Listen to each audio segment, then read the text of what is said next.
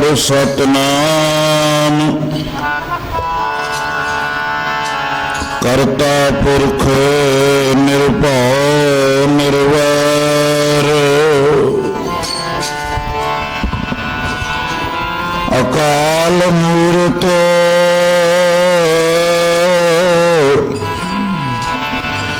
ਅਜੂਨੀ ਸੈਭੰ ਗੁਰ ਪ੍ਰਸਾਦ ਜਪ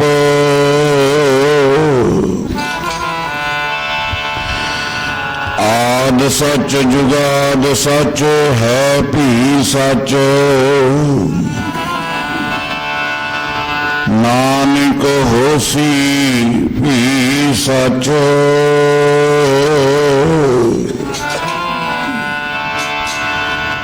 ਸਤਿਗੁਰ ਸ਼ਬਦ ਕਮਾਏ ਜਿਨ ਜਿਤੇ ਪੰਚ ਵਿਕਾਰ ਤਿਨ ਸੰਤਨ ਕੋ ਵੰਦਨਾ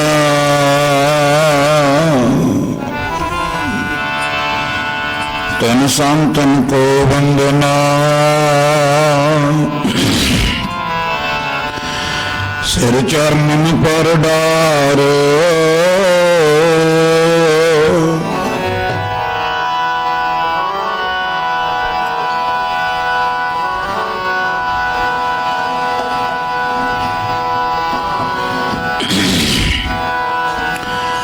राखा एक हमारा स्वामी सगल कटा का अंतर जामी राखा एक हमारा स्वामी सगल कटा का अंतर जामी राखा एक हमारा जी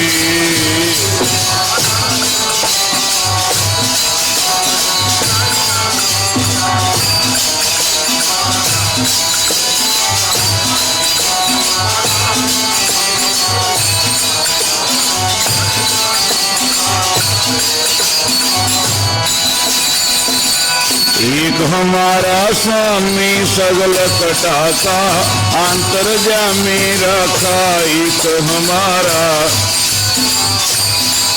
हमारा स्वामी सगल कटा का अंतर्जामी रखा एक हमारा जी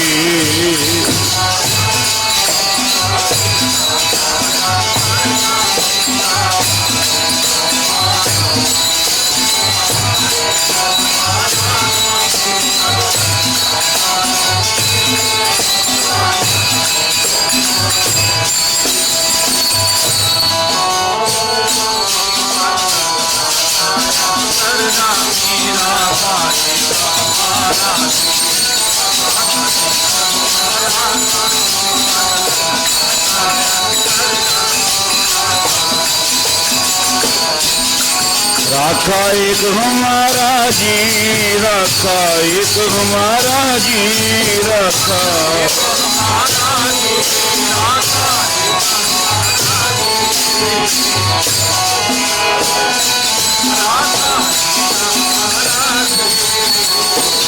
एक हमारा जी राखा एक हमारा जी राखा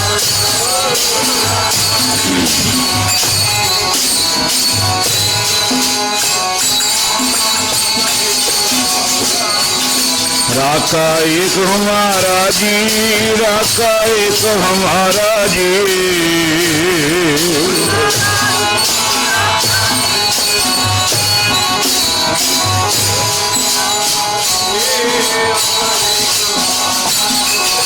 राखा एक हमारा स्वामी सगल कटा का अंतर्जामी राखा एक हमारा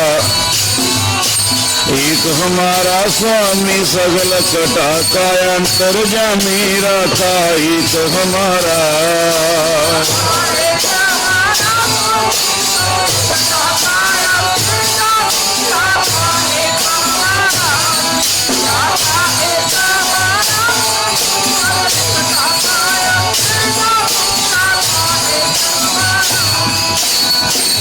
राखा एक हमारा स्वामी सगल कटा का ਘਰ ਸੁਖ ਵਸਿਆ ਬਾਹਰ ਸੁਖ ਪਾਇਆ, ਕਹੋ ਨਾਨਕ ਗੁਰ ਮੰਤਰ ਲਗਾਇਆ।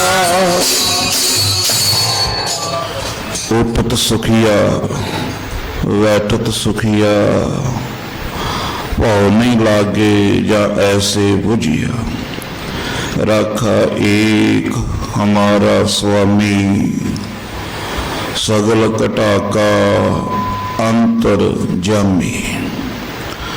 सोए अचिंता जाग अचिंता, जहाँ कहाँ प्रभ तू वरतंता। घर सुख वसिया बाहर सुख पाया, कहो नानक गुर मंत्र दृढ़ाया। युगो युग अटल धन धन साहिब श्री गुरु ग्रंथ साहिब जी महाराज। रब रूप गुरु प्यारी साध संगत, बहुत ही उत्तम भागा वाले हो जो पूर्णमासी दे पवित्र दिहाड़े नूं मुख रखते हुए हरेक महीने की तरह बाबा जी वालों बख्शे हुए स्थान नानकसर दरबार ठाठ डांगों विखे नतमस्तक होने हो। बहुत संगतां समय की चाल नूं देखते हुए नमस्कार करके हाजरियां लवा के चलिया गई ने, और बाकी संगतां भी, क्योंकि ये प्रशासन वालों जो हदायतां ने उसकी पालना करनी भी अपना फर्ज है। और जे सोचा जाए ये शरीर ते भी हमले हुंदे आ, ये आत्मा ते भी हमले हुंदे आ। जिमें एक ढाल रखनी पैंदी है, ढाल कादे वास्ते है? वो ढाल बार नूं बचाउंदी है। एक ढाल हुंदी है, एक टेक हुंदी है, एक ओट हुंदी है। तिन्नां दे विच बड़ा अंतर है। ढाल आ जिहड़ी इहदा कुछ एरिया है, उस एरिए नूं सुरक्षित कर सकती है जदों कोई बाहर आउंदा है। टेक आ जिहड़ी भरोसा है बई मैं इस वार नूं झल लवांगा ते अपना वार कर दवांगा। संतां की टेक, भगतां की टेक तो संतां की ओट। ओट की है? तुसी देखिया होना फौज दे विच मोर्चे बने हुंदे आ, ओट है वो सारे शरीर नूं सुरक्षित करदी है। किधरों गोली आउंदी है थल्ले बह जांदी है, वो अखां ही दिसदियां ने जिन्ना को उन्हां ने देखड़ा हुंदा। वो पूरा भरोसा है, उन्हां दी ओट, उन्हां दी टेक, उन्हां दी ढाल सिर्फ मोर्चा है। इसी तरह गुरसिख की जिहड़ी ढाल है, गुरसिख की जिहड़ी ओट है, गुरसिख का जिहड़ा मोर्चा गुरु दे चरण है। ये तो बिना ना तां विकारां दी जिहड़े बार हुंदे है, जदों कोई इच्छा मन च जागदी है, उस इच्छा की पूर्ति ना होवे क्रोध आउंदा है। जदों कोई मन दे विच ममता जागदी है, उस ममता नूं कोई सहयोग ना मिले धीआं पुत्रां दा, तां उदों भी क्रोध आउंदा है। जिहड़ा लालच है, जिहड़ा मोह है, वो बस च किहनूं करना? महाराज जी कहंदे तू बस एक काम करना, तू गुरु दे चरण नहीं छड्डणे। गुर कै चरण जी का निस्तारा। फिर की हो? समुंद सागर जिन खिन मह तारा। गुरमुख प्यारे बहुत बैठे है बंदगी करने वालियां रूहां। ਉਹ ਕਈ ਵਾਰ ਦਾਸ ਨੂੰ ਵੀ ਸਵਾਲ ਕਰਦੇ ਆ ਕਿ ਸਾਡਾ ਮਨ ਨਹੀਂ ਟਿਕਦਾ। ਦੇਖੋ, ਜਿਹੜੇ ਮਨ ਟਿਕਣ ਦੀ ਅਵਸਥਾ ਨਾ, ਇਹ ਐਂਡ ਹੈ, ਇਹ ਤੋਂ ਅੱਗੇ ਕੁਝ ਨਹੀਂ ਹੈ। ਕਿਉਂਕਿ ਕਬੀਰ ਸਾਹਿਬ ਕਹਿੰਦੇ ਆ, ਮਨ ਮਾਨਿਆ ਤਾਂ ਹਰ ਜਾਣਿਆ। ਜਦੋਂ ਮਨ ਟਿਕ ਗਿਆ, ਸਮਝ ਲਾ ਬੰਦਾ ਰੱਬ 'ਚ ਅਭੇਦ ਹੋ ਗਿਆ।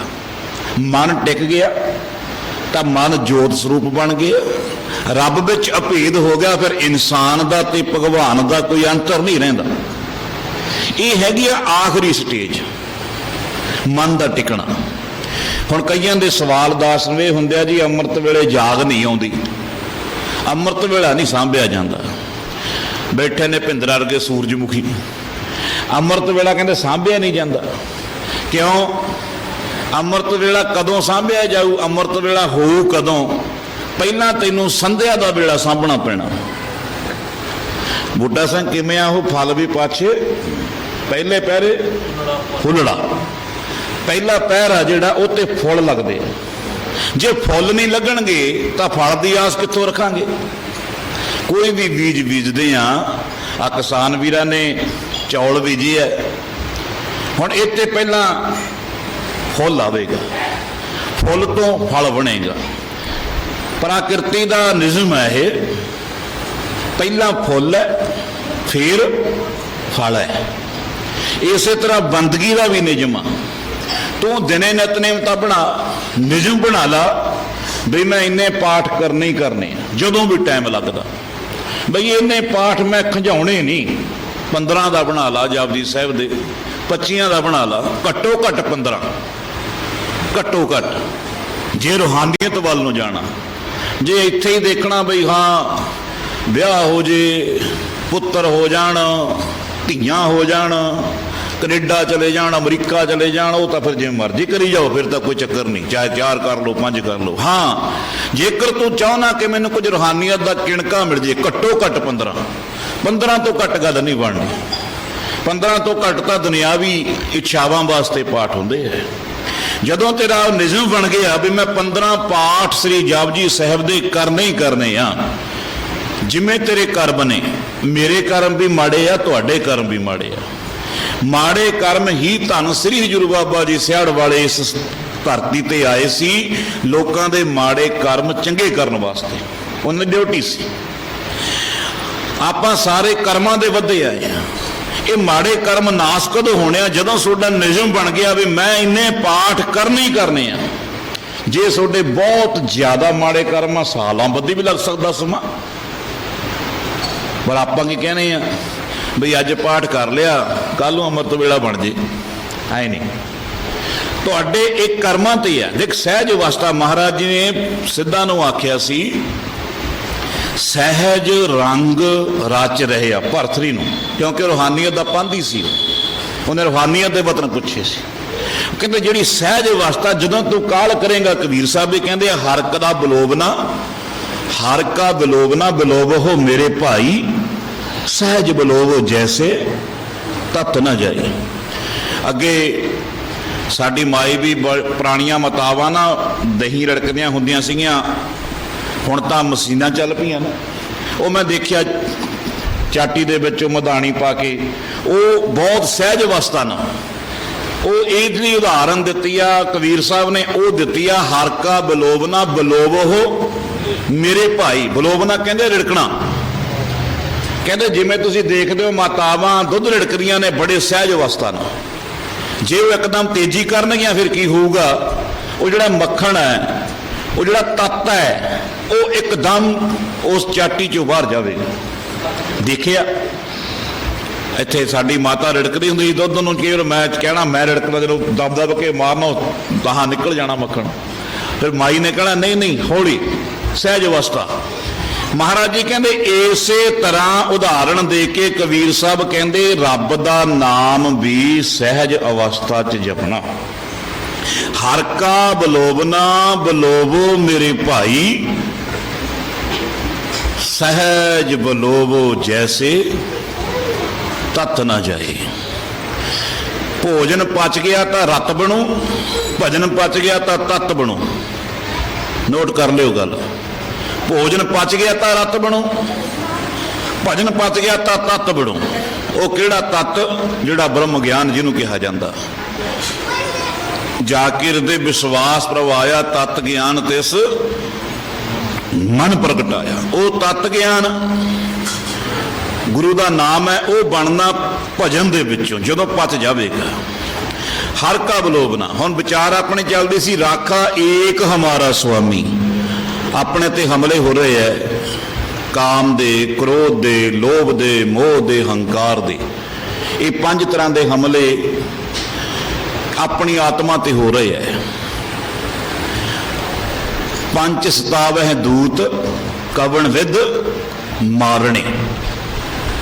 ਜਿਹੜੇ ਪੰਜਾਂ ਦੇ ਹਮਲੇ ਹੋ ਰਹੇ ਆਪਣੇ ਤੇ, ਇਹਨਾਂ ਨੂੰ ਬਚਾਉਣ ਦੇ ਲਈ ਵੀ ਇੱਕੋ ਹੀ ਰਾਖਾ ਆਪਣਾ, ਗੁਰੂ ਦੇ ਚਰਨ। ਰਾਖਾ ਏਕ ਹਮਾਰਾ ਸੁਆਮੀ ਸਗਲ ਘਟਾਕਾ ਅੰਤਰਜਾਮੀ। ਸਰੀਰ ਤੇ ਵੀ ਹਮਲੇ ਹੋ ਰਹੇ ਆ। ਕਦੇ ਸਿਰ ਦੁਖਣ ਲੱਗ ਗਿਆ, ਕਦੇ ਕੋਈ ਬਿਮਾਰੀ ਲੱਗ ਗਈ, ਕਦੇ ਚਿੰਤਾ ਹੋ ਗਈ, ਕਦੇ ਕੁਝ ਹੋ ਗਿਆ। ਇਹ ਸਰੀਰਕ ਹਮਲੇ ਹੈ। ਇਹ ਵੀ ਹਮਲਿਆਂ ਦਾ ਜਿਹੜਾ, ਇਹ ਹਮਲਿਆਂ ਨੂੰ ਵੀ ਰੋਕਣ ਵਾਲਾ ਗੁਰੂ ਦੇ ਚਰਨ ਹੈ। ਚਾਹੇ ਸਰੀਰਕ ਹਮਲੇ ਹੈ, ਚਾਹੇ ਆਤਮਿਕ ਹਮਲੇ ਆ। ਇੱਕ ਸਮਾਜਿਕ ਹਮਲੇ ਹੁੰਦੇ ਆ। ਸਮਾਜਿਕ ਹਮਲੇ, ਹੁਣ ਤੁਸੀਂ ਕਹੋਗੇ ਸਮਾਜਿਕ ਹਮਲੇ ਕਿਹੜੇ ਹੈ? ਆ ਚੱਲਿਆ ਕੜਾਹ ਖਾਣੇ, ਇਹਨਾਂ ਨੂੰ ਹੋਰ ਕੰਮ ਹੀ ਨਹੀਂ। ਭਾਵ ਤੁਹਾਨੂੰ ਨਿੰਦਿਆ ਕਰਨੀ, ਤੁਹਾਡੀ ਨਿੰਦਿਆ ਕਰਨੀ, ਤੁਹਾਨੂੰ ਆ ਕੇ ਦੱਸ ਵੀ ਦੇਣਾ ਕਿ ਫਲਾਨਾ ਬੰਦਾ ਤੁਹਾਡੇ ਵਾਸਤੇ ਆਹ ਕੁਝ ਕਹਿੰਦਾ, ਫਲਾਨਾ ਬੰਦਾ ਕਹਿੰਦਾ ਵੀ ਇਹ ਤਾਂ ਐਵੇਂ ਹੀ ਹੈ, ਜਾਂ ਵੀ ਤਾਂ ਜੀ ਹੰਕਾਰ 'ਚ ਮਸਤਿਆ ਪਿਆ, ਇਹਨੂੰ ਤਾਂ ਮਾਇਆ ਦਾ ਹੰਕਾਰ ਹੋ ਗਿਆ, ਇਹਨੂੰ ਤਾਂ ਇਹਦਾ ਹੰਕਾਰ ਹੋ ਗਿਆ ਕਿ ਮੈਂ ਵਧੀਆ ਬੋਲਦਾ ਬੁਲਾਰਾ ਹਾਂ, ਹੰਕਾਰ ਹੋ ਗਿਆ। ਜਿਹਦਾ ਤੁਸੀਂ ਸੁਣ ਕੇ ਕ੍ਰੋਧ ਚਾਹੁੰਦੇ ਹੋ ਵੀ ਹੈ ਮੈਂ ਹੰਕਾਰ ਕਿੱਥੇ ਮੈਨੂੰ, ਫੇਰ ਤਾਂ ਸਮਝ ਲਓ ਤੁਸੀਂ ਗੁਰੂ ਦੇ ਚਰਨਾਂ ਦੀ ਓਟ ਨਹੀਂ ਲਈ। ਜਦੋਂ ਇਹ ਹਮਲੇ ਸਮਾਜਿਕ ਹਮਲੇ ਹੁੰਦੇ ਆ, ਤੁਹਾਨੂੰ ਆ ਕੇ ਦੱਸਦਾ ਕੋਈ ਕਿ ਤੁਹਾਡੇ ਬਾਰੇ ਫਲਾਨਾ ਬੰਦਾ ਇਉਂ ਕਹਿੰਦਾ, ਜੇ ਤਾਂ ਉਹ ਮਨ ਆਪਸੈਟ ਹੋ ਗਿਆ, ਬੋਲਿਆ ਕੁਝ ਨਹੀਂ, ਮਨ ਚ ਆਏਗਾ ਯਾਰ ਮੈਂ ਹੰਕਾਰੀ ਕਿੱਥੇ ਆ। ਵੀ ਜਦ ਤੂੰ ਹੈ ਨਹੀਂ ਫਿਰ ਚੁੱਪ ਹੀ ਕਰ ਜਾ। ਜਦ ਤੂੰ ਹੈ ਨਹੀਂ, ਤੈਨੂੰ ਪਤਾ ਵੀ ਮੈਂ ਹੈ ਨਹੀਂ। ਧੰਨ ਸ੍ਰੀ ਹਜ਼ੂਰ ਬਾਬਾ ਜੀ ਸਿਆੜ ਸਾਹਿਬ ਵਾਲਿਆਂ ਨੂੰ ਕਿਸੇ ਨੇ ਕਿਹਾ ਜੀ ਤੁਹਾਡੀ ਨਿੰਦਿਆ ਕਰਦੇ ਆ ਫਲਾਨੇ ਸੱਜਣ। ਬਾਬਾ ਜੀ ਕਹਿੰਦੇ ਮਿੱਤਰਾ ਗੱਲ ਇਉਂ ਆ ਵੀ ਮੇਰੇ 2 ਪਾਰਟ ਆ, ਇੱਕ ਤਾਂ ਹੈ ਆਤਮਾ, ਇੱਕ ਹੈ ਸਰੀਰ। ਜੇ ਤਾਂ ਮੇਰੇ ਸਰੀਰ ਦੀ ਨਿੰਦਿਆ ਕਰਦੇ ਆ ਤਾਂ ਸਰੀਰ ਨਿੰਦਣਯੋਗ ਹੈ। ਸਰੀਰ ਨੂੰ ਮਹਾਰਾਜ ਨੇ ਵੀ ਆਖਿਆ ਬਈ ਇਹ 36 ਪ੍ਰਕਾਰ ਦੇ ਭੋਜਨ ਖਾਂਦਾ, ਇਹਦੇ ਸਰੀਰ 'ਚ ਜਦੋਂ ਜਾਂਦਾ ਉਹ ਗੰਦਾ ਬਣ ਜਾਂਦਾ। ਅੰਨ ਦੇਵਤਾ, ਪਾਣੀ ਦੇਵਤਾ, ਬਸੰਤਰ ਦੇਵਤਾ, ਲੂਣ, ਪੰਜਵਾਂ ਪਾਇਆ ਘਿਰਤਤਾ ਹੋਆ ਪਾਕ ਪਵਿੱਤ, ਪਾਪੀ ਸਿਉ ਤਨ ਗੱਡਿਆ, ਥੁੱਕਾਂ ਪਈਆਂ ਤੇ ਤਨ ਕਹਿੰਦੇ ਸਰੀਰ ਨੂੰ। ਸਰੀਰ ਆ ਜਿਹੜਾ ਇਹ ਨਿੰਦਣਯੋਗ ਹੈ, ਕਿਉਂਕਿ ਸਰੀਰ ਦੇ ਵਿੱਚ ਖੀਰ ਖਾਧੀ, ਵਧੀਆ ਪਕਵਾਨ ਖਾਧੇ, ਭੋਜਨ ਖਾਧਾ, 24 ਘੰਟੇ ਬਾਅਦ ਉਹ ਕੀ ਬਣ ਗਿਆ? ਗੰਦਾ ਬਣ ਗਿਆ। ਉਹ ਤੋਂ ਮੁਸ਼ਕ ਆਉਂਦਾ। 24 ਘੰਟੇ ਪਹਿਲਾਂ ਉਹ ਬੜਾ ਉਹ ਚੋਂ ਲਪਟਾਂ ਮਾਰਦੀਆਂ ਸੀ, ਬੜਾ ਸਵਾਦਿਸ਼ਟ ਭੋਜਨ ਸੀ, ਕੂੜੇ ਬਹਿ ਬਹਿ ਖਾਂਦੇ ਸੀ, ਬੜਾ ਸਵਾਦੀ ਸੀ। 24 ਘੰਟੇ ਬਾਅਦ ਨੱਕ ਫੜ ਲਿਆ, ਅੱਖੀ ਤਾਂ ਮਿੱਟੇ, ਨਾਕ ਪਕੜੇ, ਠੱਗਣ ਕੋ ਸੰਸਾਰ। ਅੱਖਾਂ ਮੀਚ ਲੀਆਂ, ਨੱਕ ਫੜ ਲਿਆ ਵੀ ਮੈਨੂੰ ਹੁਣ ਸਮਾਧੀ ਲੱਗ ਗਈ ਮੇਰੀ। ਇਹ ਕਿਤੇ ਪਖੰਡੀ ਸਾਹਿਬ ਦੀ ਗੱਲ ਕਰੀ ਹੈ ਮਹਾਰਾਜ ਨੇ, ਮੇਰੇ ਵਰਗੇ ਦੀ। ਪਰ ਇੱਥੇ ਸਰੀਰ ਦੀ ਗੱਲ ਚੱਲਦੀ ਹੈ। ਕਹਿੰਦੇ ਸਰੀਰ ਦੇ ਵਿੱਚ ਜਦੋਂ ਇਹ ਚੀਜ਼ਾਂ ਪੈ ਗਈਆਂ ਉਹ ਹੋ ਗਿਆ ਗੰਦਾ। ਫਿਰ ਗੰਦਾ ਕੌਣ ਆ? ਸਰੀਰ ਹੈ ਜਾਂ ਭੋਜਨ ਹੈ? ਭੋਜਨ ਦਾ ਸਵਾਦਿਸ਼ਟ ਸੀ, ਸਰੀਰ ਨੇ ਖਾਧਾ, ਸਰੀਰ ਵਿੱਚ ਰਿਹਾ, ਥੋੜੇ ਚਿਰ ਬਾਅਦ ਬਣ ਗਿਆ ਉਹ ਗੰਦਾ। ਕਹਿੰਦੇ ਇਸ ਲਈ ਜੇ ਤਾਂ ਕਰਦਾ ਸਰੀਰ ਦੀ ਨਿੰਦਿਆ, ਸਰੀਰ ਨਿੰਦਣਯੋਗ ਆ ਭਾਈ, ਅਸੀਂ ਉਹ ਤੇ ਗੁੱਸਾ ਨਹੀਂ ਕਰਨਾ। ਕਹਿੰਦੇ ਜੇ ਉਹ ਮੇਰੀ ਆਤਮਾ ਦੀ ਨਿੰਦਿਆ ਕਰਦਾ ਹੈ ਤਾਂ ਆਤਮਾ ਪਰਮਾਤਮਾ ਦਾ ਸਰੂਪ ਹੈ, ਪਰਮਾਤਮਾ ਦੀ ਕਰਦਾ ਹੈ। ਹੁਣ ਦੱਸੋ ਕਿਹੜਾ ਸਵਾਲ? ਇਹ ਸਵਾਲ ਦਾ ਜਵਾਬ ਕੌਣ ਦਊ? ਇਹ ਅਵਸਥਾ ਬ੍ਰਹਮ ਗਿਆਨੀ ਦੀ ਹੈ। ਇਹ ਅਵਸਥਾ ਉਸ ਨਿਰੰਕਾਰ ਦੀ ਹੈ ਜਿਹਨੂੰ ਨਿਰਗੁਣ ਆਖਿਆ ਜਾਂਦਾ ਹੈ। ਇਹ ਨਿਰਗੁਣ ਦੇ ਗੁਣ ਨੇ ਬਈ ਉਹ न निंदिया न उस्तत जाके, लोभ मोह अवमाना, हरख सोग ते रहे न्यारो, नाहे मान अपमाना। ये अवस्था ब्रह्म ज्ञानी दी है। इसे लिए सारे जिन्ने हमले हो रहे हैं, भावें समाजिक हमले आ, भावें शरीरक हमले है, भावें मानसिक हमले आ, भावें परिवारक हमले है।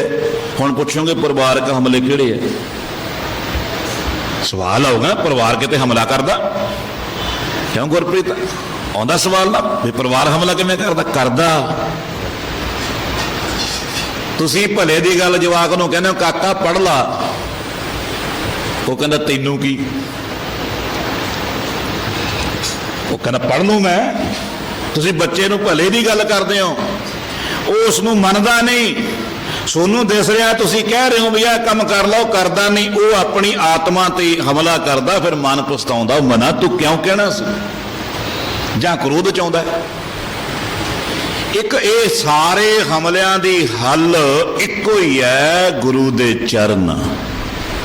ਇਸ ਲਈ ਮਹਾਰਾਜ ਨੇ ਆਖਿਆ ਗੁਰ ਕੈ ਚਰਨ ਜੀ ਕਾ ਨਿਸਤਾਰਾ। पर ये भूलै मार्ग जिन्हें बताया, ऐसा गुर वडभागी पाया। वड्डियां भागां नाल मिलदा है। धन धन साहब श्री गुरु हरगोबिंद महाराज जियां दा प्रकाश पुरब आपां मना के हटे हां। सिख कौम अज तो महीना पहला सी, तकरीबन पूर्णमास तो कुछ दिन बाद ही सी। ਉਹਨਾਂ ਦੇ ਜੀਵਨ, ਉਹਨਾਂ ਦੇ ਇਤਿਹਾਸ ਦੇ ਵਿੱਚੋਂ ਬੜਾ ਕੁਝ ਪ੍ਰਾਪਤ ਹੁੰਦਾ ਹੈ। ਸਾਰਾ ਇਤਿਹਾਸ ਵਿੱਚੋਂ ਪ੍ਰਾਪਤ ਹੁੰਦਾ ਹੈ, ਕਿਉਂਕਿ ਇਤਿਹਾਸ ਜੀਵਨ ਜਾਂਚ ਸਿਖਾਉਂਦਾ ਹੈ, ਗੁਰਬਾਣੀ ਜੀਵਨ ਜਾਂਚ ਸਿਖਾਉਂਦੀ ਹੈ। ਇਤਿਹਾਸ ਸਮਾਜਿਕ ਦੇ ਪ੍ਰਤੀ ਕਿਵੇਂ, ਸਮਾਜ 'ਚ ਕਿਵੇਂ ਵਿਚਰਨਾ, ਧਰਮ 'ਚ ਕਿਵੇਂ ਵਿਚਰਨਾ, ਔਰ ਇਹਦੇ ਕੀ ਫਾਇਦੇ ਆ, ਕੀ ਨੁਕਸਾਨ ਆ, ਇਹ ਇਤਿਹਾਸ ਪੜ੍ਹ ਕੇ ਪਤਾ ਲੱਗਦਾ ਹੈ। ਇਤਿਹਾਸ ਸੁਖੈਨ ਰਸਤਾ ਆਪਣੇ ਮਨ ਨੂੰ ਗੁਰੂ ਨਾਲ ਜੋੜਨ ਦਾ। ਦੂਜਾ ਹੈ ਗੁਰਬਾਣੀ। ਦੋ ਸਰੋਤ ਹੈ ਸਿੱਖ ਕੋਲੇ। ਜਦੋਂ ਮਨ ਡੋਲਦਾ ਹੈ, ਸਿੱਖ ਬਾਣੀ ਪੜ੍ਹੇ ਜਾਂ ਇਤਿਹਾਸ ਵਿਚਾਰੇ ਜਾਂ ਬਾਣੀ ਵਿਚਾਰੇ। ਬਈ ਇਹ ਇਤਿਹਾਸ ਵਿੱਚ ਵੀ ਆਉਂਦਾ ਹੈ, ਇਹ ਬਾਣੀ 'ਚ ਵੀ ਆਉਂਦਾ ਹੈ। ਹੁਣ ਧੰਨ ਸ੍ਰੀ ਗੁਰੂ ਹਰਗੋਬਿੰਦ ਮਹਾਰਾਜ ਜਗਤ ਜਲੰਦੇ ਦਾ ਉਧਾਰ ਕਰਦੇ ਹੋਏ ਵਿਚਰਦੇ ਆ। ਆਪ ਜੀ ਦੇ ਕੌਤਕ, ਕਿਉਂਕਿ ਤਾਰਨ ਦਾ ਜਰੀਆ ਕਿਸੇ ਨੇ ਪਿਆਰ ਨਾਲ ਤਾਰਨਾ, ਕਿਸੇ ਨੇ ਤਲਵਾਰ ਨਾਲ ਤਾਰਨਾ। ਗੁਰੂ ਨਾਨਕ ਸੱਚੇ ਪਾਤਸ਼ਾਹ ਤੋਂ ਲੈ ਕੇ ਪੰਜਵੇਂ ਪਾਤਸ਼ਾਹ ਤੱਕ ਉਪਦੇਸ਼ ਰੂਪੀ ਪਿਆਰ ਨਾਲ ਤਾਰਿਆ ਮਹਾਰਾਜ ਜੀਆਂ ਨੇ। ਜਿਹੜੇ ਫਿਰ ਨਾ ਸਮਝੇ, ਜਦੋਂ ਬੱਚਾ ਨਾ ਸਮਝੇ, ਫਿਰ ਟੀਚਰ ਹੱਥ ਚੱਕਦਾ ਹੈ, ਕਾਕਾ ਟੇਕ ਕੇ ਬੈਠ ਇੱਕ ਜਗ੍ਹਾ ਤੇ, ਉਹ ਕਾਕਾ ਟੇਕ ਕੇ ਬਹਿ ਜਾ ਇੱਕ ਜਗ੍ਹਾ ਤੇ, ਚਾਹੇ ਇੱਧਰ ਬਹਿ ਜਾ ਉੱਧਰ ਬਹਿ ਜਾ। ਟੀਚਰ ਫੇਰ ਮਾਰਦਾ ਉਹਦੇ, ਜਦੋਂ ਬੱਚਾ ਨਹੀਂ ਟਿਕਦਾ। ਇਸੇ ਲਈ ਜਿਹੜਾ ਇਤਿਹਾਸ ਹੈ, ਉਹਨਾਂ ਨੇ ਤਲਵਾਰ ਦੇ ਨਾਲ ਤਾਰਿਆ, 6ਵਿਆਂ ਨੇ 10ਵਿਆਂ ਨੇ। ਹੁਣ ਮਹਾਰਾਜ ਜੀ ਬਹਾਨਾ ਸੀ ਸ਼ਿਕਾਰ ਖੇਡਣ ਦਾ। ਜਦ ਇੱਕ ਜੰਗਲ ਦੇ ਵਿੱਚ ਵਿਸਰਦੇ ਹੈ, ਇੱਕ ਰੋਣ ਦੀ ਆਵਾਜ਼ ਆਉਂਦੀ ਹੈ, ਕਿਸੇ ਬੱਚੇ ਦੇ ਰੋਣ ਦੀ ਆਵਾਜ਼। ਮਹਾਰਾਜ ਜੀ ਉਸ ਭਾਈ ਸਾਹਿਬ, ਭਾਈ ਜੇਠਾ, ਭਾਈ ਪੁਰਾਣਾ ਜੀ, ਇਹ ਮਹਾਰਾਜ ਦੇ ਆਨੰਦ ਸੇਵਾਦਾਰ ਹੈ। ਕਿਉਂਕਿ ਸੇਵਾਦਾਰ ਸਵਾਮੀ ਦਾ ਰੂਪ ਹੀ ਹੁੰਦਾ। ਦੇਖਣ ਨੂੰ ਦੋ ਲੱਗਦੇ ਹੁੰਦੇ ਆ ਇਹ, ਪਰ ਅੰਦਰੋਂ ਇੱਕੋ ਹੀ ਹੁੰਦੇ ਆ। ਧਨ ਫਿਰ ਇਹ ਨਾ ਆਖੀਏ ਬਹਿਨ ਇਕੱਠੇ ਹੋਏ, ਏਕ ਜੋਤ ਦੋਏ ਮੂਰਤੀ, ਧਨ ਫਿਰ ਕਹੀਏ ਸੋਏ। ਸੇਵਕ ਤੇ ਸਵਾਮੀ ਧੰਨ ਸ੍ਰੀ ਹਜ਼ੂਰ ਬਾਬਾ ਹਰਨੇਕ ਸਿੰਘ ਜੀ ਮਹਾਰਾਜ ਮੌਜੂਦਾ ਮਹਾਂਪੁਰਖ, ਉਹ ਪ੍ਰਵਚਨ ਕਰ ਦਿੰਦੇ ਆ, ਕਹਿੰਦੇ ਸਵਾਮੀ ਨੇ ਸੇਵਕ ਹੀ ਬਣ, ਸੇਵਕ ਨੇ ਸਵਾਮੀ ਬਣਨਾ। ਜੇਕਰ ਸੇਵਕ ਸਵਾਮੀ 'ਚ ਅਭੇਦ ਨਹੀਂ ਹੁੰਦਾ ਤਾਂ ਸਮਝ ਲਓ ਸਿੱਖ ਨਹੀਂ ਹੈ। ਸਿੱਖ ਨੇ ਗੁਰੂ ਦੇ ਵਿੱਚ ਅਭੇਦ ਹੋਣਾ, ਗੁਰੂ ਦੇ ਸਿਧਾਂਤਾਂ ਅਨੁਸਾਰ ਚੱਲ ਕੇ, ਗੁਰੂ ਦੇ ਜੀਵਨ ਅਨੁਸਾਰ ਚੱਲ ਕੇ, ਉਹ 'ਚ ਅਭੇਦ ਹੋਣਾ। ਜੇਕਰ ਅਭੇਦ ਨਹੀਂ ਹੁੰਦਾ ਤਾਂ ਉਹ ਸਿੱਖ ਨਹੀਂ ਹੈ। ਸਵਾਮੀ ਨੇ ਸਿੱਖ ਨੇ ਸਵਾਮੀ 'ਚ ਅਭੇਦ ਹੋਣਾ, ਆਪਣੇ ਗੁਰੂ 'ਚ ਅਭੇਦ ਹੋਣਾ। ਉਹ ਐਸੀ ਅਵਸਥਾ, ਇਹ ਜ਼ਰੂਰੀ ਨਹੀਂ ਹੈ। ਮਹਾਰਾਜ ਜੀ ਕਹਿੰਦੇ ਕੀਤਿਆਂ ਕੇ ਬਾਪ ਕੀਤਿਆਂ ਕੇ ਬੇਟੇ ਕੀਤੇ ਗੁਰ ਚੇਲੇ ਹੋਏ। ਇਹ ਇਨਸਾਨ ਕਈ ਵਾਰ ਬਾਪੂ ਬਣਿਆ, ਦੂਸਰੇ ਜਨਮ 'ਚ ਉਹਦਾ ਪੁੱਤ ਬਣ ਕੇ ਆ ਜਾਂਦਾ। ਇਹ ਮੈਂ ਨਹੀਂ ਕਹਿੰਦਾ, ਗੁਰਬਾਣੀ ਕਹਿੰਦੀ ਹੈ ਕੀਤਿਆਂ ਕੇ ਬਾਪ ਕੀਤਿਆਂ ਕੇ ਬੇਟੇ ਕੀਤੇ ਗੁਰਪੁੰਨ ਚੇਲੇ ਹੋਏ। ਔਰ ਕਈ ਵਾਰ ਗੁਰੂ ਬਣ ਕੇ ਆਉਂਦਾ ਇਨਸਾਨ, ਦੂਸਰੇ ਜਨਮ 'ਚ ਉਹਦਾ ਚੇਲਾ ਬਣ ਕੇ ਆ ਜਾਂਦਾ। ਇਹ ਉਸ ਦੀ ਮਰਿਆਦਾ। ਆਪੇ ਗੁਰ ਚੇਲੇ ਦੇ ਸਿਧਾਂਤ ਵੀ ਇਹੀ ਹੈ। ਕਲਗੀਧਰ ਪਾਤਸ਼ਾਹ ਨੇ ਉਹ ਪ੍ਰਗਟ ਕਰਕੇ ਦਿਖਾਇਆ ਸਿਧਾਂਤ, ਬਈ ਇੱਥੇ ਕੋਈ ਅਭੇਦ ਨਹੀਂ ਹੈ, ਕਦੇ ਤੂੰ ਚੇਲਾ ਕਦੇ ਮੈਂ ਚੇਲਾ, ਤਾਂ ਐਂ ਚੱਲਦੀ ਹੈ ਸ੍ਰਿਸ਼ਟੀ। ਇਹ ਉਹਨਾਂ ਨੇ ਫਿਰ ਪ੍ਰਤੱਖ ਸੰਸਾਰ ਨੂੰ ਦੱਸ ਦਿੱਤਾ ਪੰਜਾਂ ਪੈਰਾਂ ਤੋਂ ਅੰਮ੍ਰਿਤ ਛਕ ਕੇ, ਵੀ ਇੱਥੇ ਇਹ ਅਭੇਦ ਨਹੀਂ ਹੈ, ਕਦੇ ਗੁਰੂ ਚੇਲਾ ਬਣਦਾ ਕਦੇ ਚੇਲਾ ਗੁਰੂ ਬਣਦਾ, ਕਦੇ ਬੇੜਾ ਗੱਡੀ ਤੇ ਕਦੇ ਗੱਡਾ ਬੇੜੀ ਤੇ। ਹੁਣ ਉਹ ਹੁੰਦੇ ਸਵਾਮੀ ਦੇ ਨਾਲ ਅਭੇਦ, ਉਹ ਪੁਰਖ ਹੁੰਦੇ ਆ, ਉਹ ਥੋੜੇ ਹੀ ਹੁੰਦੇ ਆ, ਉਹ ਕਿਤੇ ਆਏ ਨਹੀਂ ਹੁੰਦੇ ਵੀ ਕਰੋੜਾਂ 'ਚ ਹੁੰਦੇ ਆ। ਕੋਟਨ ਮੇ ਨਾਨਕ ਕੋ, ਜੇ ਸੰਗਤ ਕਿਸੇ ਮਹਾਂਪੁਰਖ ਨੂੰ 1000 ਬੰਦਾ ਮੰਨਦਾ ਤਾਂ 1000 'ਚੋਂ 2 ਹੀ ਹੋਣਗੇ ਜਿਹੜੇ ਸਿੱਖ ਹੋਣਗੇ। ਬਾਕੀ 998 ਵਪਾਰੀ ਹੈ। ਕੋਟ ਮਦੇ ਕੋ ਬਿਰਲਾ ਸੇਵਕ ਮਰਦ, ਕਰੋੜਾਂ 'ਚੋਂ ਕਹਿੰਦੇ ਆ। ਹੋਰ ਸਗਲੇ ਵਿਵਹਾਰੀ ਵਪਾਰੀ ਨੇ, ਕਿਸੇ ਨੂੰ ਕੋਈ ਗਰਜ ਆ ਕਿਸੇ ਨੂੰ ਕੋਈ ਗਰਜ ਆ। ਜੋ ਗਰਜ ਤੋਂ ਉੱਚਾ ਉੱਠ ਕੇ ਆਪਣੇ ਗੁਰੂ ਨਾਲ ਪਿਆਰ ਕਰਦਾ, ਉਹ ਸਿੱਖ ਗੁਰੂ 'ਚ ਅਭੇਦ ਹੋ ਜਾਂਦਾ, ਉਹ ਸਵਾਮੀ ਦਾ ਸਰੂਪ ਬਣ ਜਾਂਦਾ ਹੈ। ਹੁਣ ਇਹ ਜਿਹੜੇ ਸਿੱਧਕੀ ਸਿੱਖ ਹੈ, ਮਹਾਰਾਜ ਦੇ ਬੜੇ ਆਨਣ ਪਿਆਰੇ ਸਿੱਖ ਹੈ। ਜਦੋਂ ਦੇਖਿਆ ਬੱਚੇ ਦੇ ਰੋਣ ਦੀ ਆਵਾਜ਼ ਆਉਂਦੀ ਹੈ, ਉਹ ਬੱਚੇ ਨੂੰ ਚੱਕ ਲਿਆ। ਮਹਾਰਾਜ ਜੀ ਨੇ ਉਸ ਬੱਚੇ ਨੂੰ ਬੜੇ ਪਿਆਰ ਨਾਲ ਪਾਲਿਆ। ਮਹਾਰਾਜ ਜੀ ਨੇ ਪਹਿੰਦੇ ਖਾਂ ਰੱਖਿਆ, ਉਹਨੂੰ ਬੜੇ ਪਿਆਰ ਨਾਲ ਖਾਣਾ ਦਿੰਦੇ, ਘਿਓ ਦੁੱਧ। ਲਾਂਗਰੀ ਨੂੰ ਹਦਾਇਤ ਸੀ ਵੀ ਇਹ ਜਦੋਂ ਵੀ ਕੋਈ ਖਾਣ ਨੂੰ ਮੰਗੇ ਇਹਨੂੰ ਤਾਂ ਦੇਣਾ। ਆਪ ਵੀ ਮਹਾਰਾਜ ਕੋਲੇ ਬਹਿ ਕੇ ਖੁਰਾਕ ਖਿਲਾਉਂਦੇ, ਕਸਰਤ ਵੀ ਕਰਾਉਂਦੇ। 6ਵੇਂ ਪਾਤਸ਼ਾਹ ਉਹਨੂੰ ਇੰਨੀ ਕਸਰਤ ਕਰਾਉਂਦੇ ਬਈ ਉਹ ਮਹਾਰਾਜ ਜੀ ਦਾ ਜਿਹੜਾ ਭਾਰ ਸੀ, ਕਿਉਂਕਿ ਹਜੂਰ ਦਾ ਕੱਦ, 6ਵੇਂ ਪਾਤਸ਼ਾਹ ਦਾ ਕੱਦ ਸਭ ਤੋਂ ਵੱਡਾ ਗੁਰੂ ਸਾਹਿਬਾਂ ਨਾਲੋਂ ਸੀ, ਸਰੀਰ ਦਾ ਕੱਦ, ਔਰ ਉਹਨਾਂ ਦਾ ਭਾਰ ਵੀ ਬਹੁਤ ਸੀ। 2 ਘੋੜੇ ਉਹਨਾਂ ਦਾ ਭਾਰ ਚੱਕਦੇ ਸੀ। ਭਾਵ ਜਦੋਂ ਜਾਂਦੇ ਤਾਂ ਇੱਕ ਘੋੜਾ ਹੰਭ ਜਾਂਦਾ ਸੀ, ਫਿਰ ਅੱਧੀ ਬਾਟ ਉਹ ਦੂਜੇ ਘੋੜੇ ਤੇ ਹਜੂਰ ਸਵਾਰੀ ਕਰਦੇ। ਪਰ ਪਹਿੰਦੇ ਖਾਂ ਇਤਿਹਾਸ ਦੱਸਦਾ ਕਿ ਮਹਾਰਾਜ ਨੂੰ ਸਣੇ ਘੋੜੇ ਚੱਕ ਲੈਂਦਾ ਸੀ। ਪਹਿਲੀ ਗੱਲ ਤਾਂ ਘੋੜਾ ਚੱਕਣਾ ਹੀ ਬਹੁਤ ਔਖਾ, ਪਹਿਲੀ ਗੱਲ ਤਾਂ ਇਹ ਹੈ।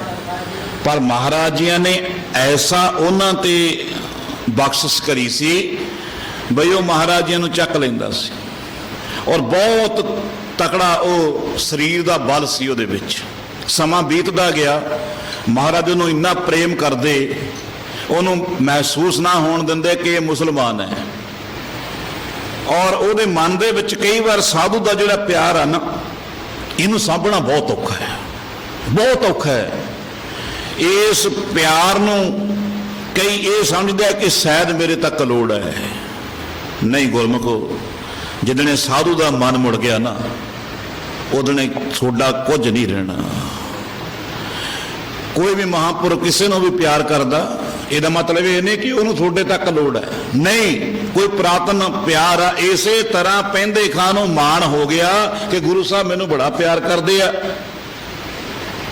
ਵੀ ਮੇਰੇ ਤੋਂ ਬਿਨਾਂ ਨਹੀਂ ਗੱਲ ਬਣਦੀ। ਮਹਾਰਾਜ ਨੇ ਸਮਝ ਲਿਆ ਵੀ ਕੋਈ ਨਾ ਕੋਈ ਗੱਲ ਹੈ ਵਿੱਚੋਂ। ਇਨਸਾਨ ਦਾ ਝੁਕਣਾ, ਇਨਸਾਨ ਦਾ ਬੈਠਣਾ, ਇਨਸਾਨ ਦਾ ਤੱਕਣਾ ਦੱਸ ਦਿੰਦਾ ਵੀ ਇਹਦੇ 'ਚ ਹੁਣ ਕੀ ਚੱਲ ਰਿਹਾ, ਇਹਦੇ 'ਚ ਕੀ ਚੱਲ ਰਿਹਾ। ਹੁਣ ਮਹਾਰਾਜ ਦੇ ਪਿਆਰ ਨੂੰ ਸਮਝਿਆ ਨਹੀਂ ਪਹਿੰਦੇ ਖਾਂ ਨੇ। ਉਹ ਸਮਾਂ ਬਣਿਆ, ਮਹਾਰਾਜ ਨੇ ਉਹ ਹੰਕਾਰ ਰੂਪੀ ਕੰਡਾ ਕੱਢਣਾ ਸੀ। ਮਹਾਰਾਜ ਪਹਿੰਦੇ ਖਾਂ ਦਾ ਮਹਾਰਾਜ ਜੀ ਨੇ ਵਿਆਹ ਕਰ ਦਿੱਤਾ। ਪਹਿੰਦੇ ਖਾਂ ਦੇ ਘਰੇ ਲੜਕੀ ਨੇ ਜਨਮ ਲਿਆ। ਜਦੋਂ ਆ ਕੇ ਦੱਸਿਆ, ਮਹਾਰਾਜ ਹੱਸ ਪਏ। ਜਦੋਂ ਗੁਰੂ ਸਾਹਿਬ ਹੱਸੇ ਤਾਂ ਸਾਰੀ ਸੰਗਤ ਵੀ ਹੈਰਾਨ। ਪੈਂਦੇ ਖਾਂ ने सवाल किया, महाराज की गल है भी तुसी हसे क्यों?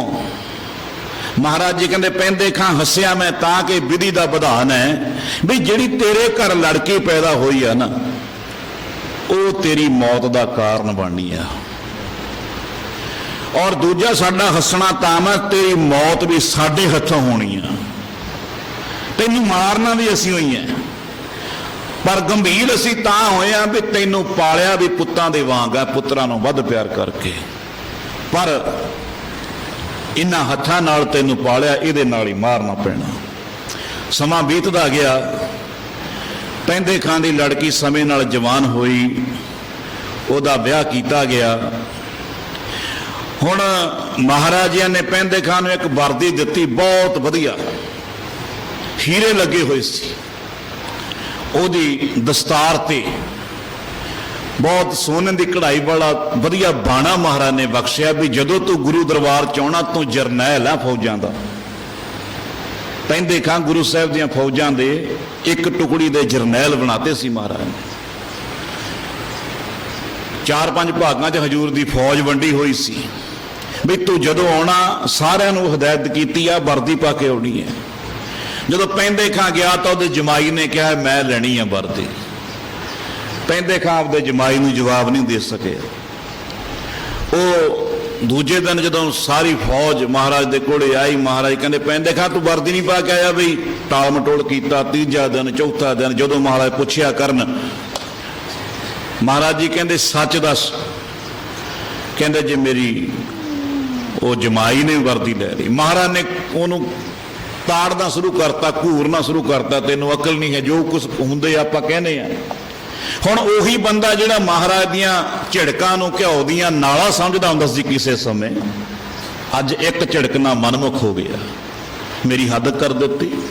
मैं बहुत तकड़ा फौजदार, मैं फौज नूं ट्रेनिंग दिंदा, मैं महाराज नूं सणे घोड़े चक लेना, महाराज ने मेरी गल ही नहीं मन्नी।